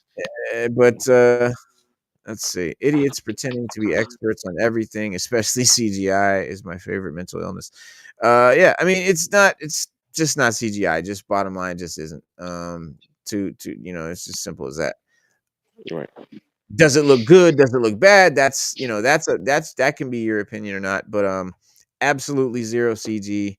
And we knew again that they were going to be doing this new photo technique, and it is significant that they did this new photo technique because, like you said, and in the original Superman movie, they had a new technique. They did a new technique in the Donner movie that was new to Hollywood and cinema at the time. No one had done a flying technique like that before. So No, no, I had never even seen anything like that. When I saw it, I was like, man, but it looked real. I mean, it was you very good. It couldn't. was very Yeah. it was ahead of its time. And It it was holds up new. now. It It holds up holds up. now. Like, I mean, yeah, it yeah, doesn't look that bad now. Yeah. It really yeah. don't. It really don't. I mean, you can see it's fucking fake and all that, but it doesn't look as bad as you would think a movie back that far would look. And it's because the technique was sound. It was a good technique. But yeah, but so another part of that little trailer over the weekend that we saw, we had it was like 30-second TV spot for Superman, and of course, much has been said about the goofy shot of his face in flight, which I didn't think was goofy for a second. I was like, "Oh, this shit is dope." I loved I it didn't instantly. either. I didn't have a problem with it, never. And what about you? I thought it was dope. Yeah, You know what? Honestly, I mean, I thought it was dope, but honestly, I didn't think nothing of it. I just liked it. Like I didn't right. like I wasn't trying to like I wasn't like, oh man, look. I just like, yo, that's I'm like, yo, we got a little bit of new footage. I was like, oh, that's fly. Can't wait to see it even more now. But I Yeah, never looked at it like it being fake or don't like the way it look. I mean, listen, it's just a trailer. yeah. When you see the whole movie, the real thing, They it's want to gonna see the look movie one. now. It's gonna be different. It's gonna be even different from that. Like Yeah, you're gonna look at it like wow, like you're gonna be because come on, if he's the director and he's got to make the shot, he's not gonna put nothing out there that looks that bad unless they ain't got the budget for it. And trust me, they got the got budget the for budget. Yeah, it. Yeah, so it's gonna look good when you see it on the big screen. yep. It's just you're just looking at the trailer. It flashes by in like a second, and so and if you pause it, and you're not watching it in IMAX, uh, it's in a lower resolution, and I mean, or being streamed to you in a lower resolution. So just everybody just pump your brakes and give it a shot. Let it. What do you say, Blaze always tell you? Let it cook. Let it cook. Very cool. Yeah, just let it cook. Let it cook. I Man, what's mean, wrong with that? there's Man, like nothing look at wrong. that. What's wrong with that? Yeah. What is wrong with people? Yeah, that actually looks good. Like looking at it in the still like that, that look Yeah. good. Yeah, I mean, yeah. I mean, this People are just looking for something to complain about, dude. It's all it is, bro. It's all it can be. Um, and it's I don't know. It's funny. It's so funny. It is funny, But I but it looks good. I can't wait to see it. I want to see it even more because yeah, when and I watch this movie, I'm going to see it in IMAX. Yes, I'm going to pay exactly. 17, $22, whatever the hell IMAX goes. I don't care. Yeah, I'm I going to will see it too. in IMAX. I Yeah, I'm will going to too. see it in IMAX. It's worth it. And there's your man Luthor. So the next little thing we got was we did get to see Lex Luthor. When Luthor and Ultraman land in the snowy location that we have to believe is near the Fortress of Solitude, it's in a helicopter or some sort of plane that looks very comic book inspired. And upon closer inspection, we can see that it is green and purple. While this isn't overly easy to pick out at first glance, we've played around with the contrast and confirmed that Lex is using his all too familiar color scheme for this ship, the green and purple Lex Luthor iconic color. And Colors. remember, the first trailer showed several armed guards wearing uniforms, which, as well as being green and purple, looked heavily inspired by his war suit from Superman for All Seasons, as a series that we know Superman is taking some of the cues from. So remember, Superman for All Seasons is one of the comics that they're going to be pulling a lot of their stuff from. So if you want to kind of know which Superman iteration or which Lex iteration or what, blah, blah, you can check that comic out for a lot of good hints. And another thing, just like with Supergirl Woman of Tomorrow, that's going to be the Supergirl movie. So go read the Supergirl Woman of Tomorrow by Tom King and read Superman for All Seasons to see about Superman. But it says here, fans have long dreamed of watching the Man of Tomorrow battle a war suit wearing Lex on big screen, and this movie might lead. Oh, sorry. It says this movie might be the one that finally delivers it. And I mean, if Luthor's already implementing that color scheme in LexCorp tech and weaponry, I think it stands to reason that he's going to use it for some suit of armor, right? We're going to get to see the iconic Lex in his green and purple suit of armor. If we don't, I'll just be pissed. I'll be very unsatisfied, very let down. I think it it it it's one of those things they have to do it. If they don't do it, Mm. I'm not gonna fucking be happy. That's just period. And this, let's see. It says, I love that they're using green and purple for Lex. Yeah, here's the ship there. Let's see. So it's like the main part is like purple, and then there's like green. The doors and stuff are green. You really can't tell right here, but trust me, it is. It is. Let's see. Yeah, see now. You see here. You see these Lex guys. There, got Yeah. purple and green. These are the Oh, they Lex got the armor. suits. So Yeah, you know, purple and green. Yeah. right now, we're gonna get to see Lex in his armor suit. If not this movie, in the next time we see Lex, but maybe it'll be something he does like at the end. I don't know. It could be, but just depends how much they're gonna try to fit I into this believe movie. James. I believe James Gunn won't let us down. I don't doubt he will. I know he won't. I know he won't. Let's see what else they talking about. I mean, if you look at Guardians of the Galaxy, everybody in there Yeah. is pretty much almost comic book accurate Damn, I when really you hope look at it. Ultraman does not make his day's DCU debut in James Gunn's movie. What? What'd you say, bro? Now, I said, if you look at Guardians of the Galaxy, Mm, pretty much everybody in there is kind of like that was in the comic. yeah. They pretty much look like the comic. Right? They pretty much look like they did in the comics. Mm-hmm. Yeah. So we're gonna all right. So Ultraman, Yeah, I mean, that'd be a Ultraman. good villain for Suit to fight. I mean, he's in the DCU movie. There's a character called Ultraman in the movie. So We only know uh, of one. Now we only know of one Ultraman. right. It says filmmaker James Gunn has previously talked about making sure his vision of Lex Luthor is absolutely Superman's equal. He said maybe more than that. you've got to be scared, and this Lex is scary. And it's not just because he's a bad guy, because he's pretty bad, but he has his reasons for thinking what he thinks, which we get into. And it's a lot of ideological Mm. things about what Superman represents versus what he represents as the world's most intelligent man. And so, and But that's you cool. but you know, but Lex's big thing was and that that's he what was the Lex is. brains and Yeah, I was getting Superman ready to was say the that's brawn. yes, the bronze. Yeah, Uh-huh. And because he even and he always gloated about being smarter. just a man. Like Yeah. Superman, yeah, like Superman, you got all these powers. Man, right. Like if you watch the DC game, what is it called?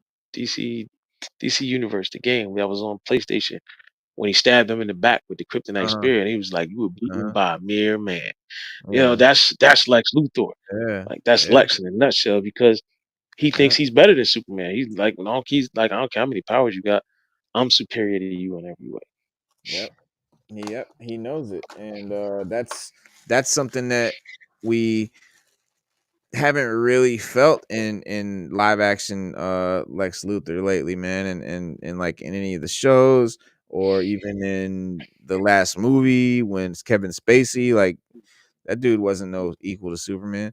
Um so I want to see that Lex, because in the comics and like you said in the games, Lex Luthor is a super villain. That motherfucker is powerful as fuck. When he Yeah, put his green suit on, he be yeah, fist fighting with Superman, knocking his ass out and shit. Like dog. We don't yeah, see that in the movies. Lex is always just some squirrely, some scrawny dude who's like, yeah, I'm smart and shit, but he could never box with Superman. But this dude, this Lex Luthor, I think we're gonna get to see him actually box with Lex Luthor. I think we're gonna get to see him wallow. He's gonna put that suit on, man, and they're gonna go fisticuffs. Um, and that's gonna be yeah. cool. He's got We the have, kryptonite rays. Yeah, he's got the yeah, different guns. Like, yeah, yeah, Lex ain't no joke. He's no joke in the cartoons, man, and the yeah, comics. yeah. And it says one of whom uh also I think that it's really this battle of ideologies between the two of them and how they look at the world, one of whom is very generous in his point of view, which is Superman, and the one is very not generous point of view, which is Lex, obviously. But also I think it says also his intelligence and his way of dealing with the sort of henchmen that Lex has around him makes him incredibly dangerous to Superman, Gunn explained. And when you're willing to fight and there's no rules, you always have an upper hand over the person who's willing to fight and has a lot of rules, which is Superman. And that's the thing, he's got, where he can always sort He's of got kind of, morals. He's got values. he's got morals, Yeah, he and, doesn't want and to Lex kill. can always like use Yeah, that he doesn't against kill. Superman. Yep. Yeah, And he always yeah, uses it against him. Superman doesn't kill. Yeah, he doesn't kill anything like that. He's just Yeah, and, Superman. and, and so all Lex has to do is like hold a person hostage, and Soup can't do shit. He like, oh, don't hurt the Right. people, not the people. Yeah. Like in Man of Steel. Like in People. Man of Steel, remember when he was like, stop.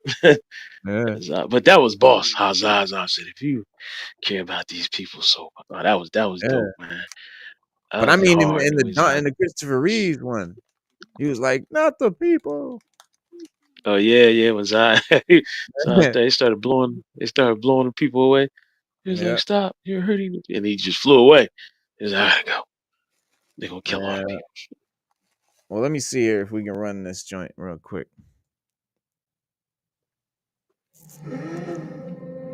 Whoo!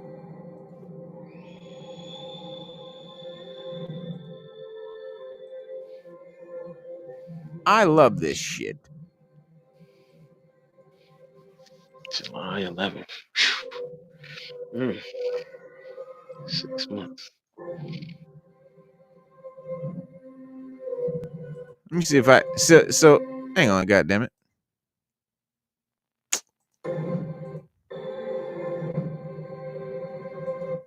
Okay. Yes, I can see it's green and purple. This whole front part here is purple, and then this is Yeah. green. It's just hard to see the tones.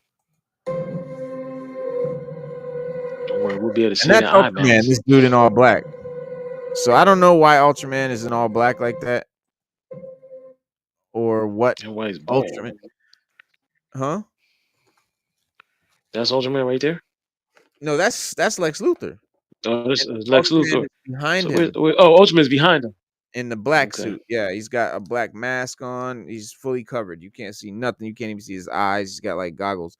So they're just hiding his identity, and I think it's because he looks just like Clark Kent, right? He looks just like Kal-El. He's Ultraman. That's what I'm hoping, right? That's why they're hiding him. That's why he walks around with a mask on. That's why he's definitely not going to be shown in the trailer because that's the big reveal. That's going to be the big surprise. I mean, we already fucking know his name's Ultraman, so it's not that big of a surprise, but man, I hope that they don't. What I hope James Gunn doesn't do, and this would be very uncharacteristic of James Gunn, and this would just blow my mind because this is not what they're about. But if they just created some new asshole character for the movie, one of these Hollywood villains that they make up for the movie, Yeah, God, I hope it's radiation not. man. I really hope it's not that. Yeah, I don't mind But it, man. but it's Ultraman. It's Ultraman. I'm happy. Because Ultraman is dope. He's the Godfather. He's the god. He's the Boss of gangster bosses. Superman. He's The the boss. boss The of boss. bosses. Yeah. Yeah. Capo di tutti capi. And Yeah. let me see. Oh, we didn't finish. Let's finish. Let's finish. It begins. Boosh. Superman. So that must be Ultraman he's fighting right there. Yeah, see, that's dope, man. I don't That know how shit to feel. looks That was dope. dope. Come on, stop. That was dope. Stop, bitch. Yeah, that was dope. That Yeah, shit is hard. that's dope. That's hard. Yeah, That shit stop is it. hard. Come Stop on, it. That's man. hard, bro. Y'all bugging the fuck out. I can't wait. Let's see that again in an instant replay.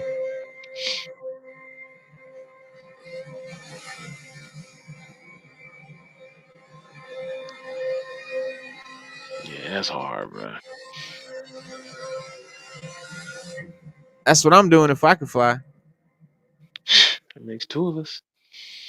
Speaking of That's fly, what I'm man. getting. Speaking of fly, man, I gotta You got roll it out. now? All right. Yeah. I held on for a long time, but All I right. like the way it Yeah, looks. I ain't got man. no problem with it. Yeah, I ain't got no It looks problem with it. great to me.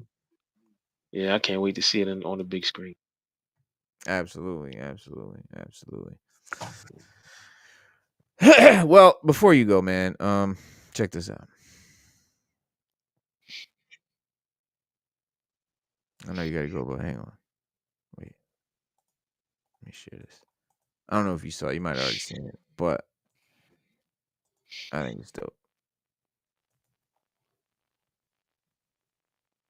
Icon.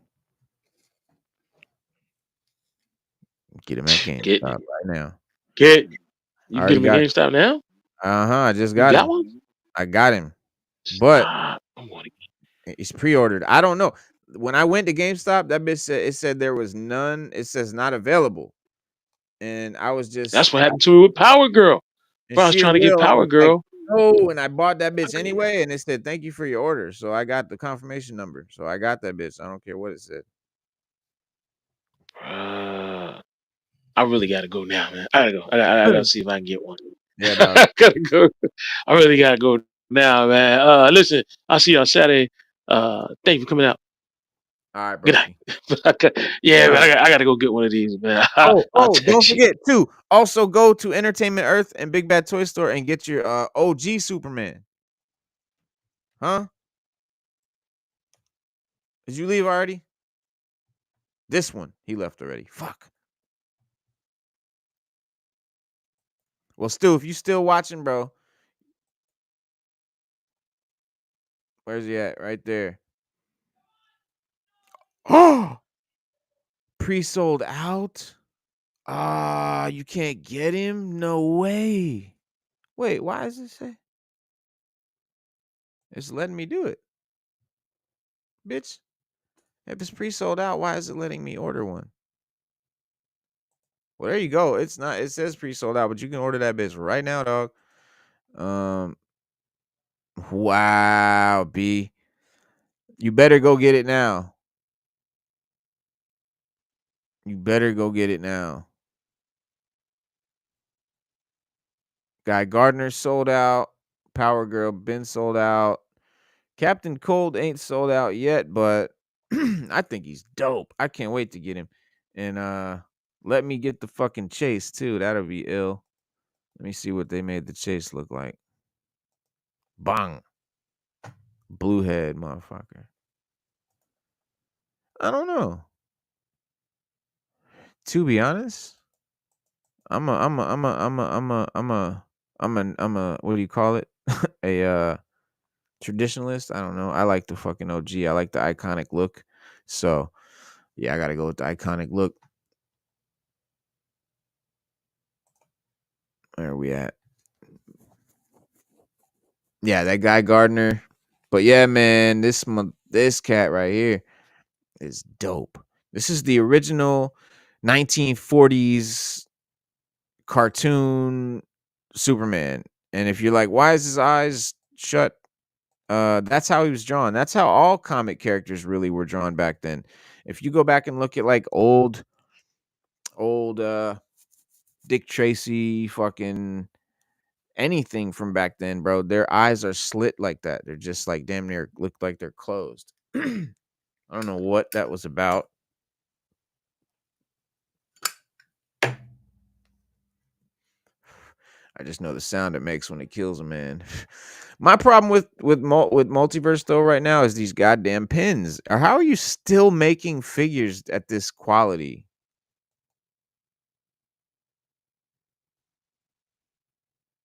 That's hideous. Todd. That's like fucking that's like 2019 fucking joints. Marvel Legends has pinless joints. Classified has pinless joints. Um, I think Black Series has pinless joints. Like multiverse is slipping, bro. They have amazing sculpts usually, but their joints and articulation is always bad. They're either really loose or weak or too stiff. Or in this case, I mean, I don't know. I just hate to see that. That just feels, I feel cheated. I feel cheated.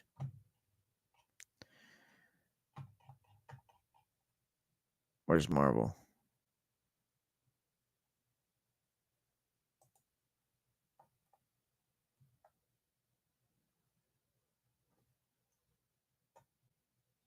Here's a good example. Well, here's a good example, I guess. I mean, I could pick any character, but because they don't do that anymore. They are past that. They've outgrown the pin joints. They're called pinless joints now because if you see here, there's no pin right here. And they just look a lot smoother. They look a lot better. They don't have these big holes in the side. And they're industry standard is my fucking point. And we're still seeing pins in multiverse. Not happy, but this line, by the way, that I'm looking at right now, this line is really fucking amazing. This new wave. I mean, Marvel Legends has just really stepped it up lately. They've really advanced their technique, their molds and stuff like that. That now I think they're better than multiverse as far as molds and all that. They used to not be. They used to not be. They used to be a more basic or cheaper looking, but not anymore. Marvel Legends, I think, are the shit.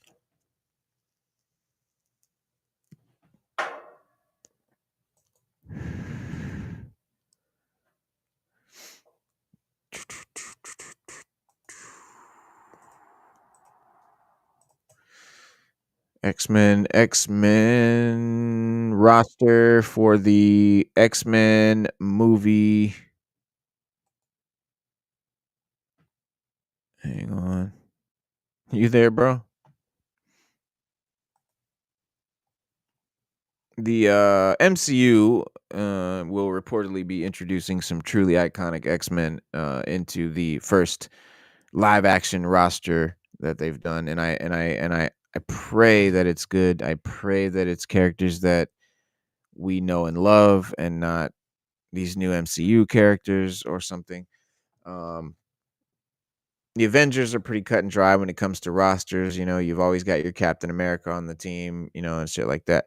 X-Men has been very flexible, very there's always lots of different iterations, lots of different teams with different lineups.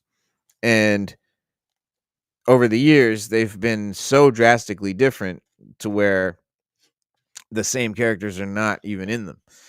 Um by a long shot. And so X-Men 97, for example, had a classic lineup that I think is the way to go. If they don't do that, they're just going to piss fans off, real fans. And we've waited long enough. We waited for X-Men so long, ever since the MCU started, and now it's finally here. You can't just start it off with the team is like Kamala Khan and X-23 and fucking no, sir. The team has to be your Storm and your Cyclops and Rogue and Wolverine and Nightcrawler and Colossus and Gambit. Uh, if you want to do Forge and Bishop and Cable, I'm real happy then because those are my favorite. But we don't know exactly who's going to be the the MCU X-Men team, but there is a good chance that Hugh Jackman's Wolverine will come back because, you know, they're still trying to let him be Wolverine until he's, you know, falling over in his wheelchair. They and then of course Beast, we saw the Kelsey Grammer version in the Marvels, which I didn't I didn't want them to take the Fox X-Men and put them and call them the MCU X-Men. I really don't know why they're doing that. The whole point to me was we're gonna have an MCU version of the X-Men. A new version of the X-Men for the MCU. And they're going to be better than the Fox version.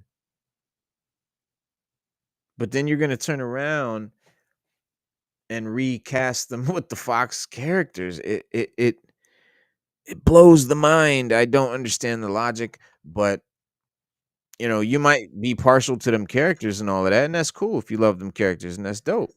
But like just liking them characters, you know what I'm saying? What's up, man? How you doing? Yo, what's good, man? My fault, man. I don't know what's going on with my equipment over here, It ain't your fault, bro. It's this program, bro. It's real picky. Everybody has problems with it when they come in, so uh man. it ain't you. Missed the whole Nothing conversation. to I it. was all talking. I was like, oh man. Oh damn, man. I ain't even know. I was like, yeah, you're probably your camera, your mic just ain't working. It's not that it ain't working, it's just not connecting to the program and shit, to the system, to the software. But All right. Maybe it's the guys, iPad or something. I'll try another computer next time. oh, that is it. Because yeah, it definitely is partial to using it definitely wants you to use the PC and camera versus like a mobile device. I see. All right. Yeah. Yeah. All right. But Maybe nah, I'll talk man, we next time. yeah, no doubt, man. Anytime, man. But yeah, we just I was just sort of getting ready to wrap it up because Stu had to go to work and shit. But I ended Word, up word. start talking about the X-Men for the MCU. And you know, it seems like well, it doesn't seem like what's happening is like they're doing a lot of the casting is the same actors and shit from the Fox joint. Like Hugh Jackman as Wolverine, Kelsey Grammer as Beast, and shit like that. So my thing is I don't want to see them rehash the Fox X-Men again. Like that's the whole point of seeing the X-Men, the MCU X-Men being a new X-Men for the Right. MCU. But and as for, you know, others, they we hear that Gambit and Kitty Pryde are going to be in the main roster as well, and I'm hoping that, you know, that this happens. And you know, I think Gambit was a real highlight in the Deadpool and Wolverine movie, played by Channing Tatum, who had been wanting to play the character for years. I don't think he's going to remain the character, but he very well could. Uh, I I hope think so. Yeah, I mean, I think Marvel is definitely holding on to anything they can that fans like right now because they've had so much backlash and people have been complaining so hard that anytime somebody's happy, they're gonna be like, okay, we got to do that again. Robert Downey Jr., they like that, let's bring him back. Chris Evans, they liked him, let's bring him back. Remember the Russo brothers? Everybody loved that. Let's bring them back. And so that's what they're on right now. So it's very likely they would do. Oh, everybody loves Channing Tatum. Let's bring him back.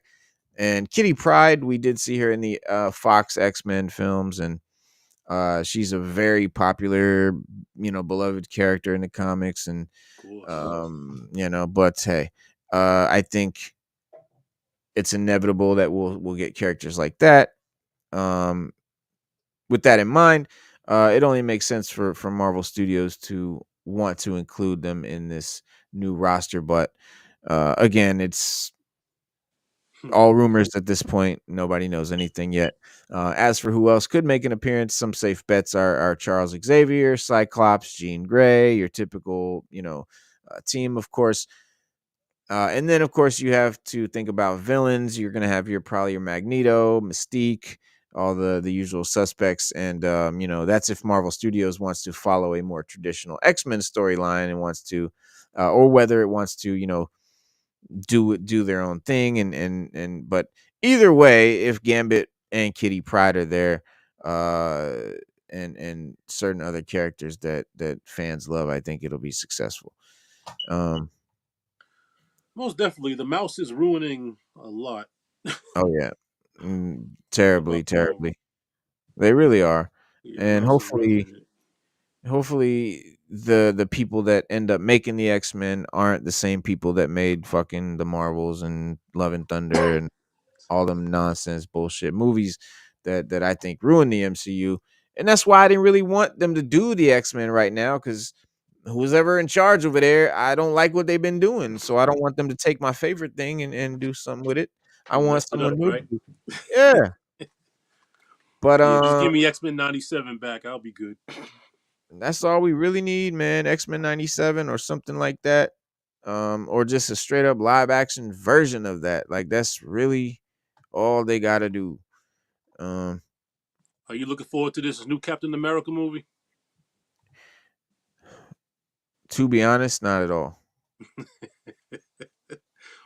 You don't like Not really Harrison at all. Ford playing the Red Hulk, man? Come on, man. I'm not mad at that really. I just am not really a fan of Anthony Mackie or Falcon as Cap. This version of Falcon or this version. Anthony Mackie, it's not. I don't have a problem really with him. I just don't. He just doesn't have the charisma. He doesn't embody Mm, like a main, like a big character. Like he's no um um Black Panther. You know what I mean? T'Challa. Like that's a Chadwick. Chadwick Boseman, right? That's Right. a he really embodied the character, and like people, he inspired people, and people were like, Mm, could look up to him and all of that. Like I don't see that with Anthony Mackie. I don't see him as a Captain America. Like mm, as a Falcon, sure, but like Captain America, he don't have, because it don't matter how well you play the character, bro. It's a character like that that's so iconic and so synonymous with good and all of that. Like people are going to, it matters who the actor is. mm, Like people are gonna equate the two, be like if the actor's a real bad guy and he has a really bad, shitty reputation, he's not gonna be able to play Cap. People aren't gonna buy that, and so mm. not that Anthony Mackie has that. I'm not saying that, but he doesn't have whatever Chadwick Boseman had, for example. That charisma, that energy to play Yeah, that part. yeah, Actually, what but is he called? He's not even. He's called something else though. Isn't he called like Captain?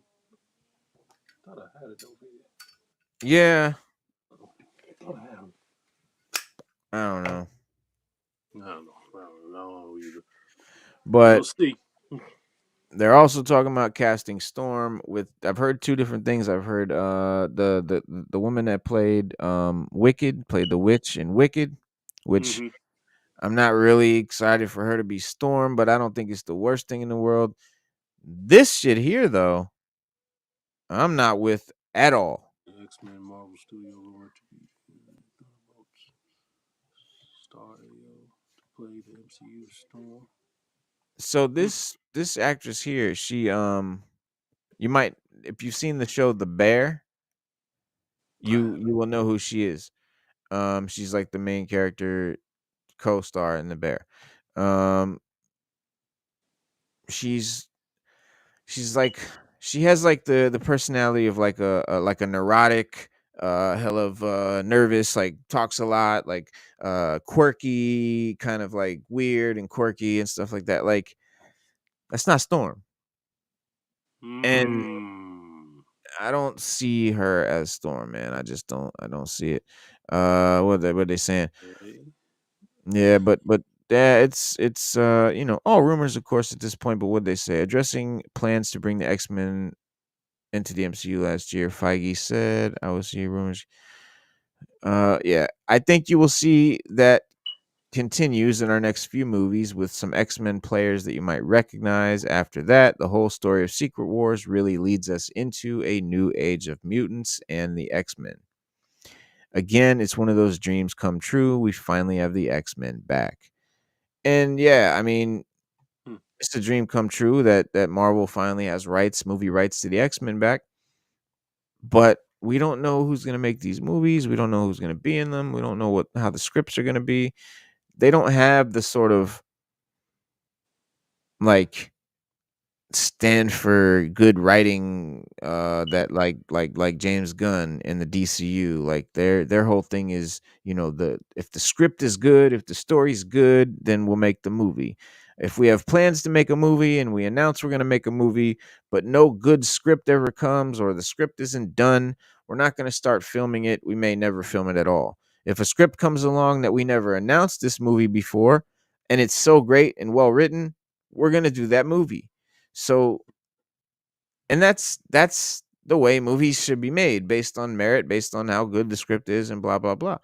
Marvel has this thing. It's just like it's like a fucking machine. They just churn out this like cookie cutter ready made shit now, and it's like they've got these scripts coming, and they've got these uh criteria, and then here's the list of movies that are going to come out, and here's the dates, and oh, the script isn't ready, well, here's the deadline, we got to fucking start filming anyway. And they'll literally start filming movies when the script isn't done, and you end up getting hodgepodge bullshit and Thor Love and Thunder and nonsense. But yeah, as I say, Marvel Studios has been sitting on the rights to the X-Men for the better part of 6 years, but after disasters like Dark Phoenix and the New Mutants, putting the characters on ice for a while was a must. In the meantime, access to the Earth 10,005 has proven an easy way to add those characters to the multiverse saga. Only time will tell what is planned for the MCU mutants, but following the success of Marvel Animation and X-Men 97, it's widely been reported that the live-action team will take its cues from that roster. So, X-Men 97 roster, yes, that would be great. If they do that, success. People are going to love it. It's going to be great. But I do agree that putting some distance between that movie and the Fox stuff and the Dark Phoenix and New Mutants is wise. It lets casual fans and normal, the masses not mix that up and not be like, oh, this shit again. So Right. let's let some time go by and then drop them joints. But You make a whole new movie. Just do it all over. Start from scratch. right. Yep. And I think it's a good way to go. They yeah, so they're casting Gambit and Kitty Pryde, Magneto. But the rumor now is that the Russo brothers will oversee the X-Men reboot and more after the Avengers Secret Wars release. So that could be a very good thing. They're bringing the Russo brothers back. We know they're good filmmakers. We know they've done a lot of the best MCU movies that people love the most. A lot of the better Cap movies and just all the better revered and respected and acclaimed and universally loved MCU films, Avengers movies and shit, were done by the Russo brothers, Hmm. which is why Marvel is bringing them back to do Avengers Endgame. I'm sorry, Avengers Doomsday and Avengers Secret Wars. They did Avengers Endgame. These are the guys that made Avengers Endgame and shit like that, and all those good movies. Um, Okay, that's a plus. yeah. Now we lost a lot of actors and filmmakers and shit like that, and not to mention suddenly being tasked with developing TV shows alongside movies. Kevin Feige has occasionally struggled to keep that multiverse saga on course. The removal of writers like Jeff Loveness and Michael Waldron from the Avengers, these next Avengers movies, and the return of the Russo brothers was seen as a righting of the ship by a lot of fans and a lot of critics. And now these filmmakers, the Russo brothers, are supposed to be are going to be helming Doomsday and Secret Wars. But beyond that, there's not been any word so far. But according to our new information here, the Russos aren't walking away from Marvel after the multiverse saga ends. Instead, they've already signed a deal to oversee additional projects for the next saga, including the X-Men reboot. Whether they'll direct any of those remains to be seen, though we, wouldn't exactly be shocked if Feige chooses them to take charge of the MCU's first X-Men movie, because that needs to be a hit if mutants are going to thrive. We see that they can fucking change mid-phase and go completely another direction if shit ain't working out. Hence, Hmm. Kang, and there you go. There's no more Kang, and they've gone a whole nother direction. It happened mid phase, so that can happen. So the X-Men movie's got to be good.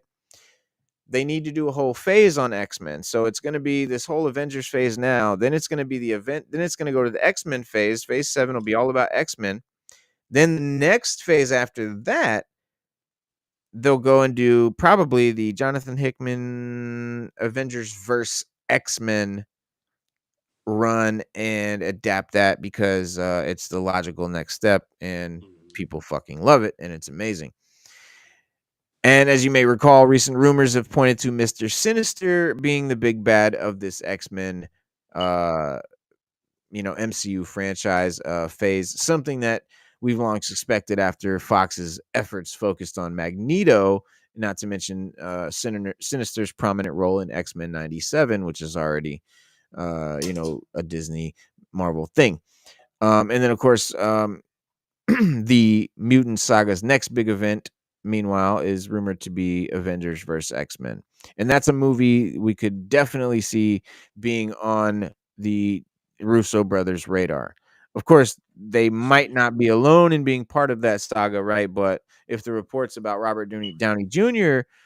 Staying on as Doctor Doom are accurate, that could be, because they're talking also about Robert Downey Jr.'s Doom character not dying off after like Doomsday and continuing on in the MCU moving forward. Hmm. Uh, I got my thoughts on that, but What are your thoughts? I, I mean, having on Robert Down, having him play Doctor Doom after he played Iron Man is kind of weird to me. Hmm. It's Okay. kind of weird to me. I Well, heard, think about all the other actors that have played multiple characters.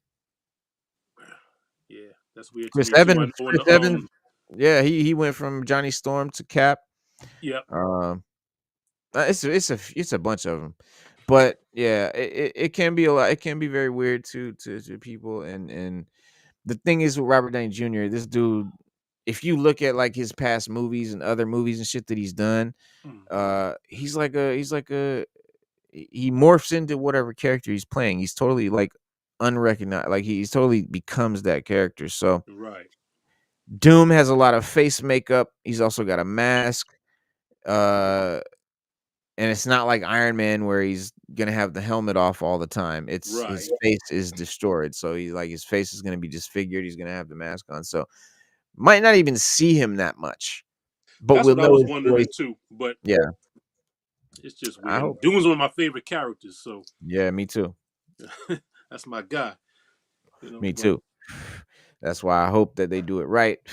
But the thing is I don't think that it's gonna be necessarily like Victor Von Doom. I think it's gonna be a iteration of Tony Stark from another universe that becomes Doctor Doom the same way that Reed Richards became Doctor Doom in the Ultimate Universe in the current comics right now. Yeah, I heard about So that. I think I yeah, heard it on this show, as a matter of fact. probably yeah, because I've definitely talked about it a few times. Um, Yeah, that's interesting because it's like a yeah, multiversal thing. He comes from another dimension and becomes Doom in this dimension. That's interesting. yeah. No Victor, huh? It's Tony Stark's. I That's think making interesting. it yeah, because I think making it Victor would be too weird. It's like okay, we know that's Tony Stark. Like all of a sudden, are you Victor Von Doom? How does he look like Tony Stark? That wouldn't make no sense. But if they make it like that guy is just a Tony Stark from another universe, that in that universe becomes Doctor Doom, that's absolutely in line with how comics work. Okay, Uh, well, okay. In that case, that makes perfect sense right. because I And thought he was playing Victor at first, so no. that makes sense. Yeah, yeah, If yeah, they yeah, do yeah. it that way, that I can accept that. I can roll with that. Yeah, like that makes it acceptable. I think, and so that and having a character or not a character, but like a face, a known actor like Downey, it it really, I knew when he left and like when he died that the MCU was gonna fall off because he carries it in a way, Right. and people didn't believe that, people didn't understand that, and I just told them watch, and like I was like, oh no, like I got I got scared. I was like, no Hemsworth, no Chris Evans, no Downey Jr. Like that main squad, those main like you're gonna go on and like eventually phase into these new young characters like Kamala Khan and all that. And Yeah. like Captain Marvel, that's not gonna be nearly as successful or epic or accepted as the original, MCU. So I knew that was going to happen. Bringing a character like or bringing an actor like him back for Doomsday and Secret Wars is, I think, Marvel felt is necessary to win fans back because they've lost most of their normal fan base, and if he then dies again in Secret Wars, then they're stuck again They without can't kill a Darth Vader. Downey. They can't do that. You can't kill Doom for number No, one. That's number one. And two, that's a no. yeah, bro, like you cannot kill Doom, bro. And like that's my dude right there. No, that doesn't even sound right. Killing Doctor Doom. That doesn't even. Let me see if my camera, hold on, my camera didn't fucked up.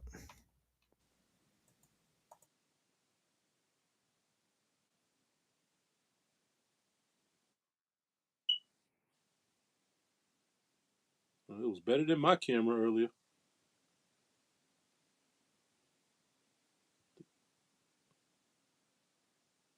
Oh man, you left me on your show.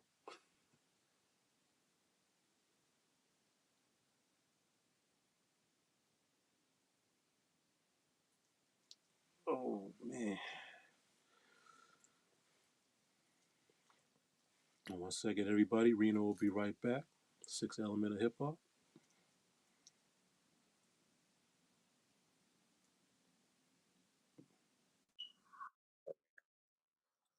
There you go. Had me Yeah, worried there. It's like I got hold your show down. I said, yo. I was going now. Can't nobody in the world, can't nobody ever convince me that this program is any good. It's called Eve Mux, and we used to use a program called StreamYard that was way, way better than this in every single aspect. But that's my Doctor Doom poster. Oh, But nice. yeah, it's just I'm part of a conglomerate. See that? You see that? There it goes again. Can you hear me right now?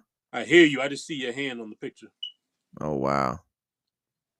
Yeah, I mean that's this program. That's this Hmm. program called Eve Mux. It's horrible. it boasts all these features and makes people think that it's really good because like they think that they have all these cool, I don't know what, editing features or whatever. But if you if the cameras don't come on and motherfuckers can't join the show, and I mean it's just that that don't it ain't worth it.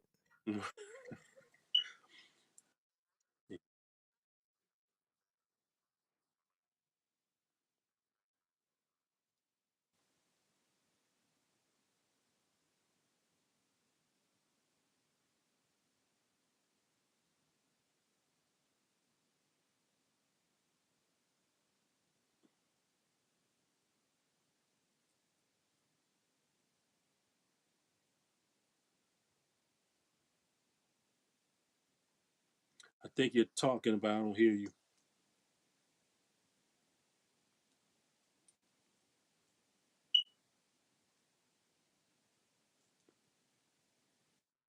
Yep, hear you now. So now there's an echo. There was an echo earlier with the brother Stu every time we talked, and then it would switch over to you, and you'll be echoing. I was like, "What's going on?" Right.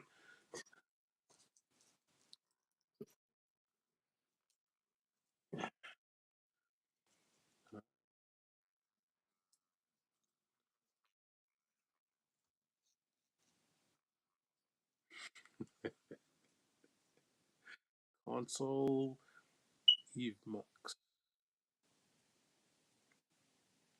Hmm.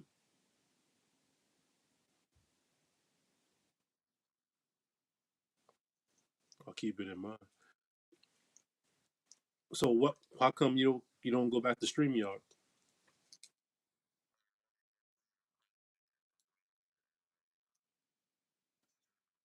Oh, I see.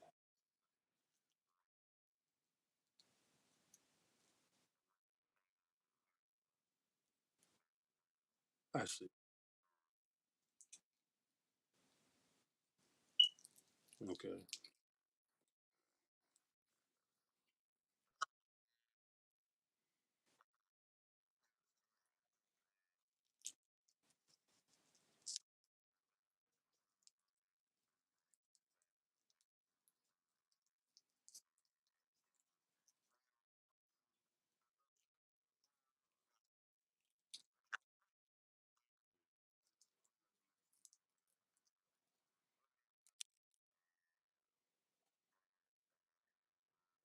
Mhm.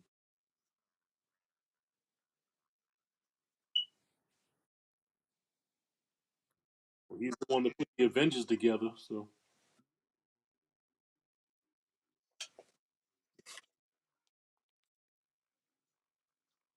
well, I think he got tired of it though. I think they all got tired of playing those characters. I mean, unfortunately, but they want to move on. So, but now he's coming back.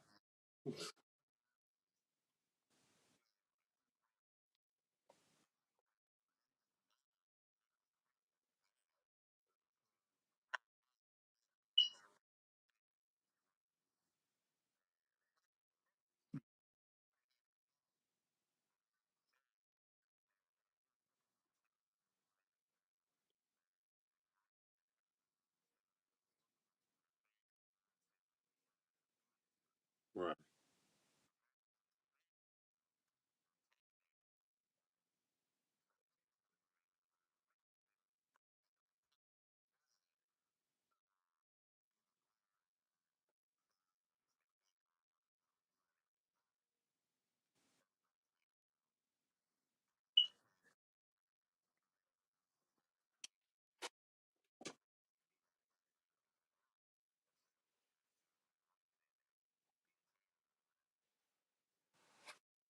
That's true. They say Homegirl came back. I didn't see where, but the Black Widow.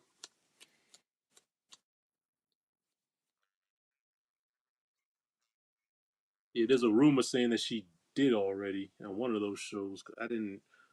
I'm not sure if it was Wanda or any of those. Not Wanda. The other one, Agatha the Witch or whatever. I finished it.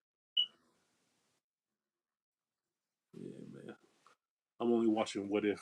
The other ones, I'm all set.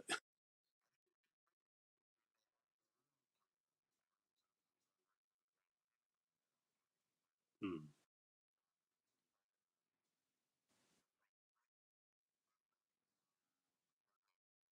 Hmm.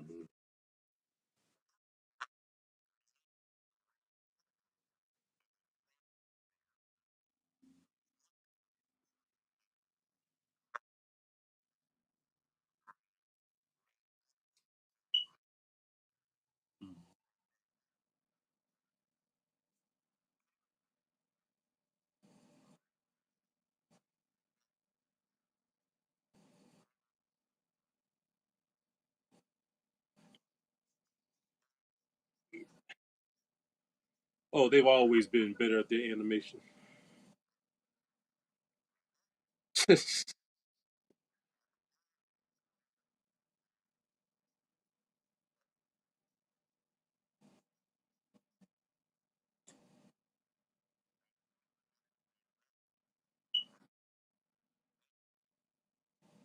Mm.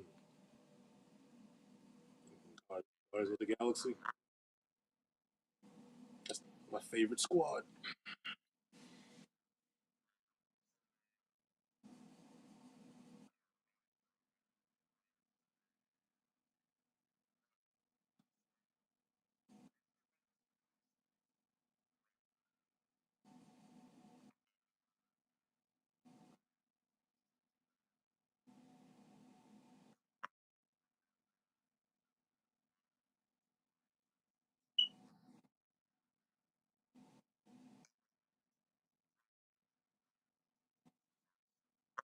Mm.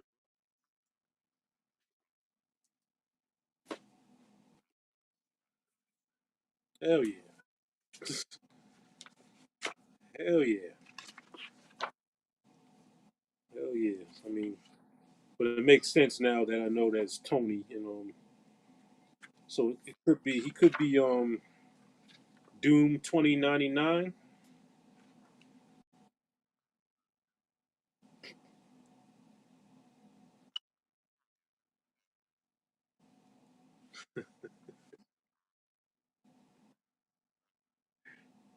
Yeah, he got that look.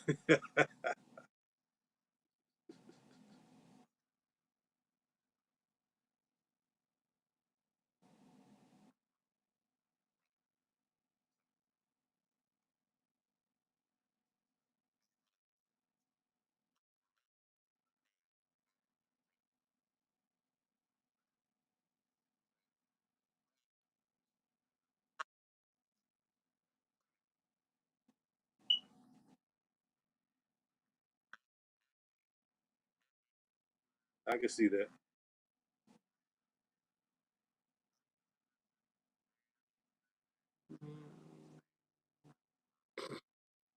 He might die of natural causes.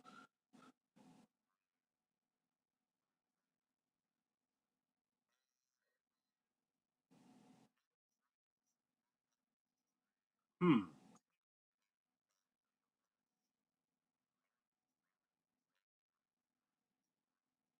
Yeah.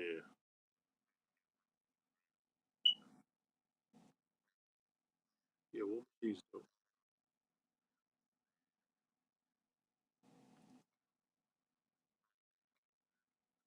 Right.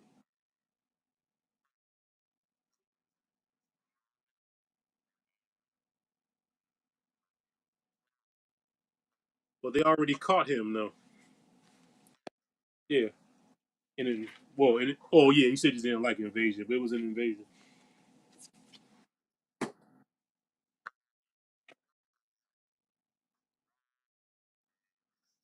Oh my dude.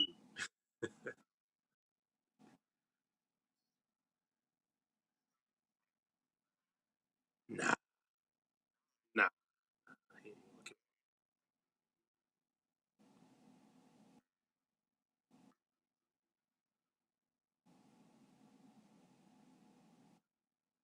No, I can't see it.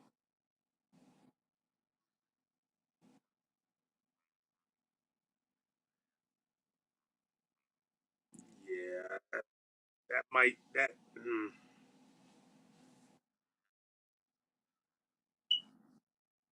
Hmm. I mean, I hope they have a place for Victor to show up somehow, though.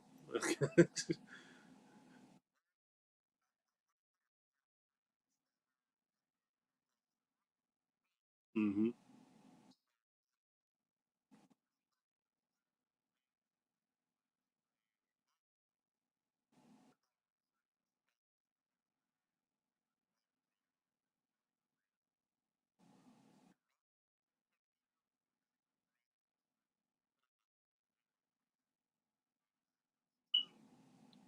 Mm.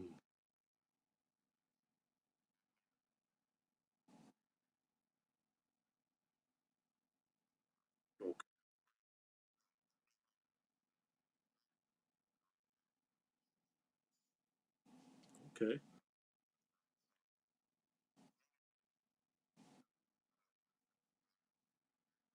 Mm. Yeah. Well, they have to. That's that's Reed Rich's roommate.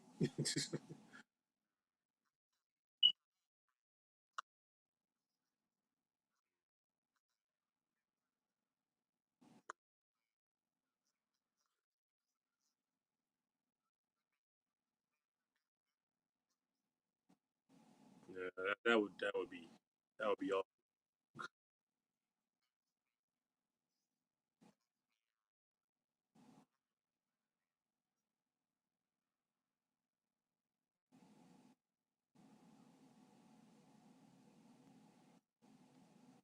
What we have here? What's that?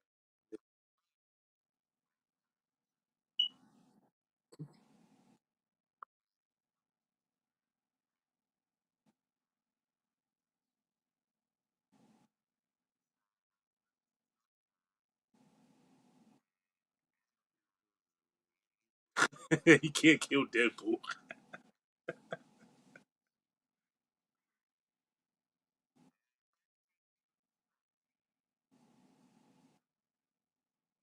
Mm.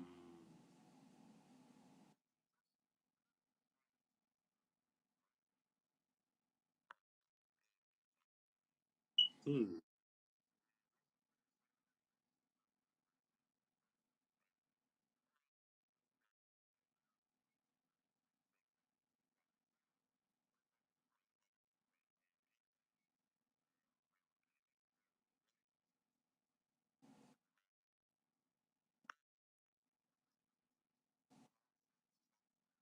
Right.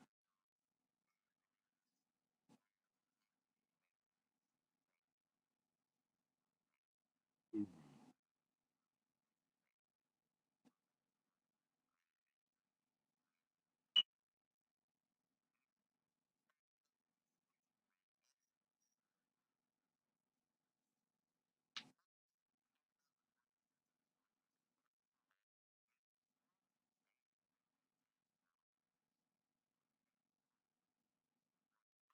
Mm.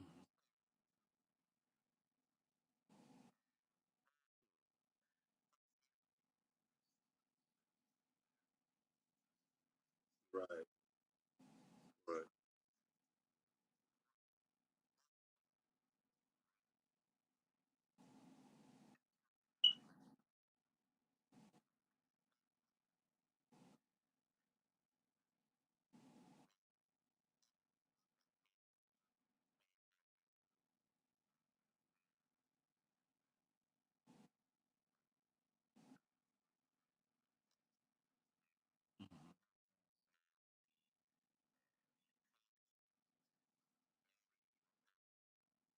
Illuminati was a good. That was a good one.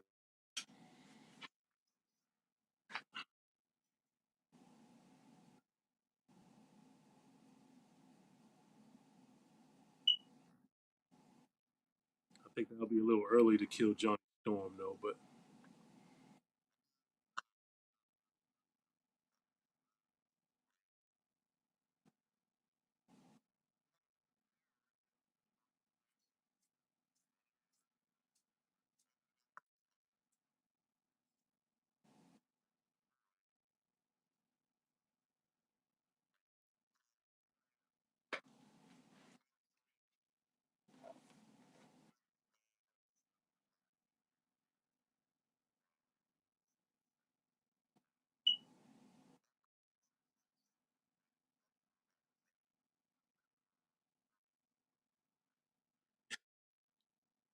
Yo, they were trolling Disney. I'm sorry, they were trolling the mouse hard in that movie.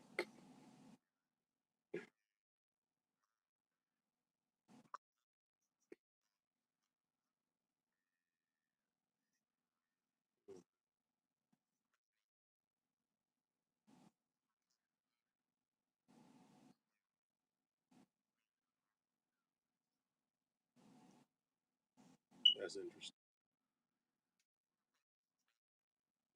Hmm. You can't get Spidey.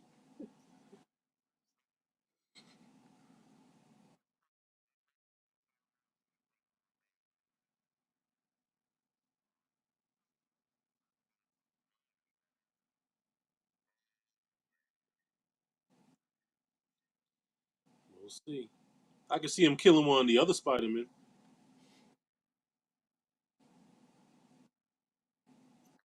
Yeah, right. Yeah, right.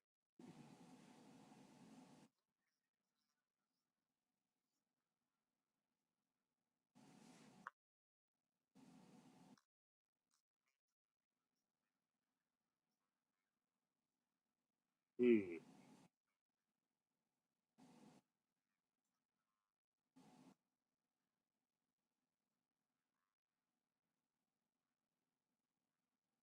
Hmm.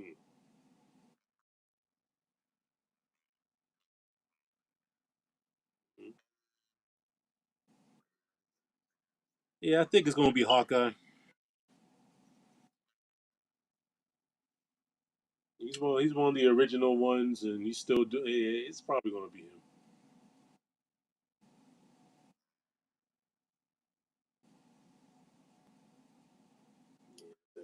I think Hawkeye is his time is up.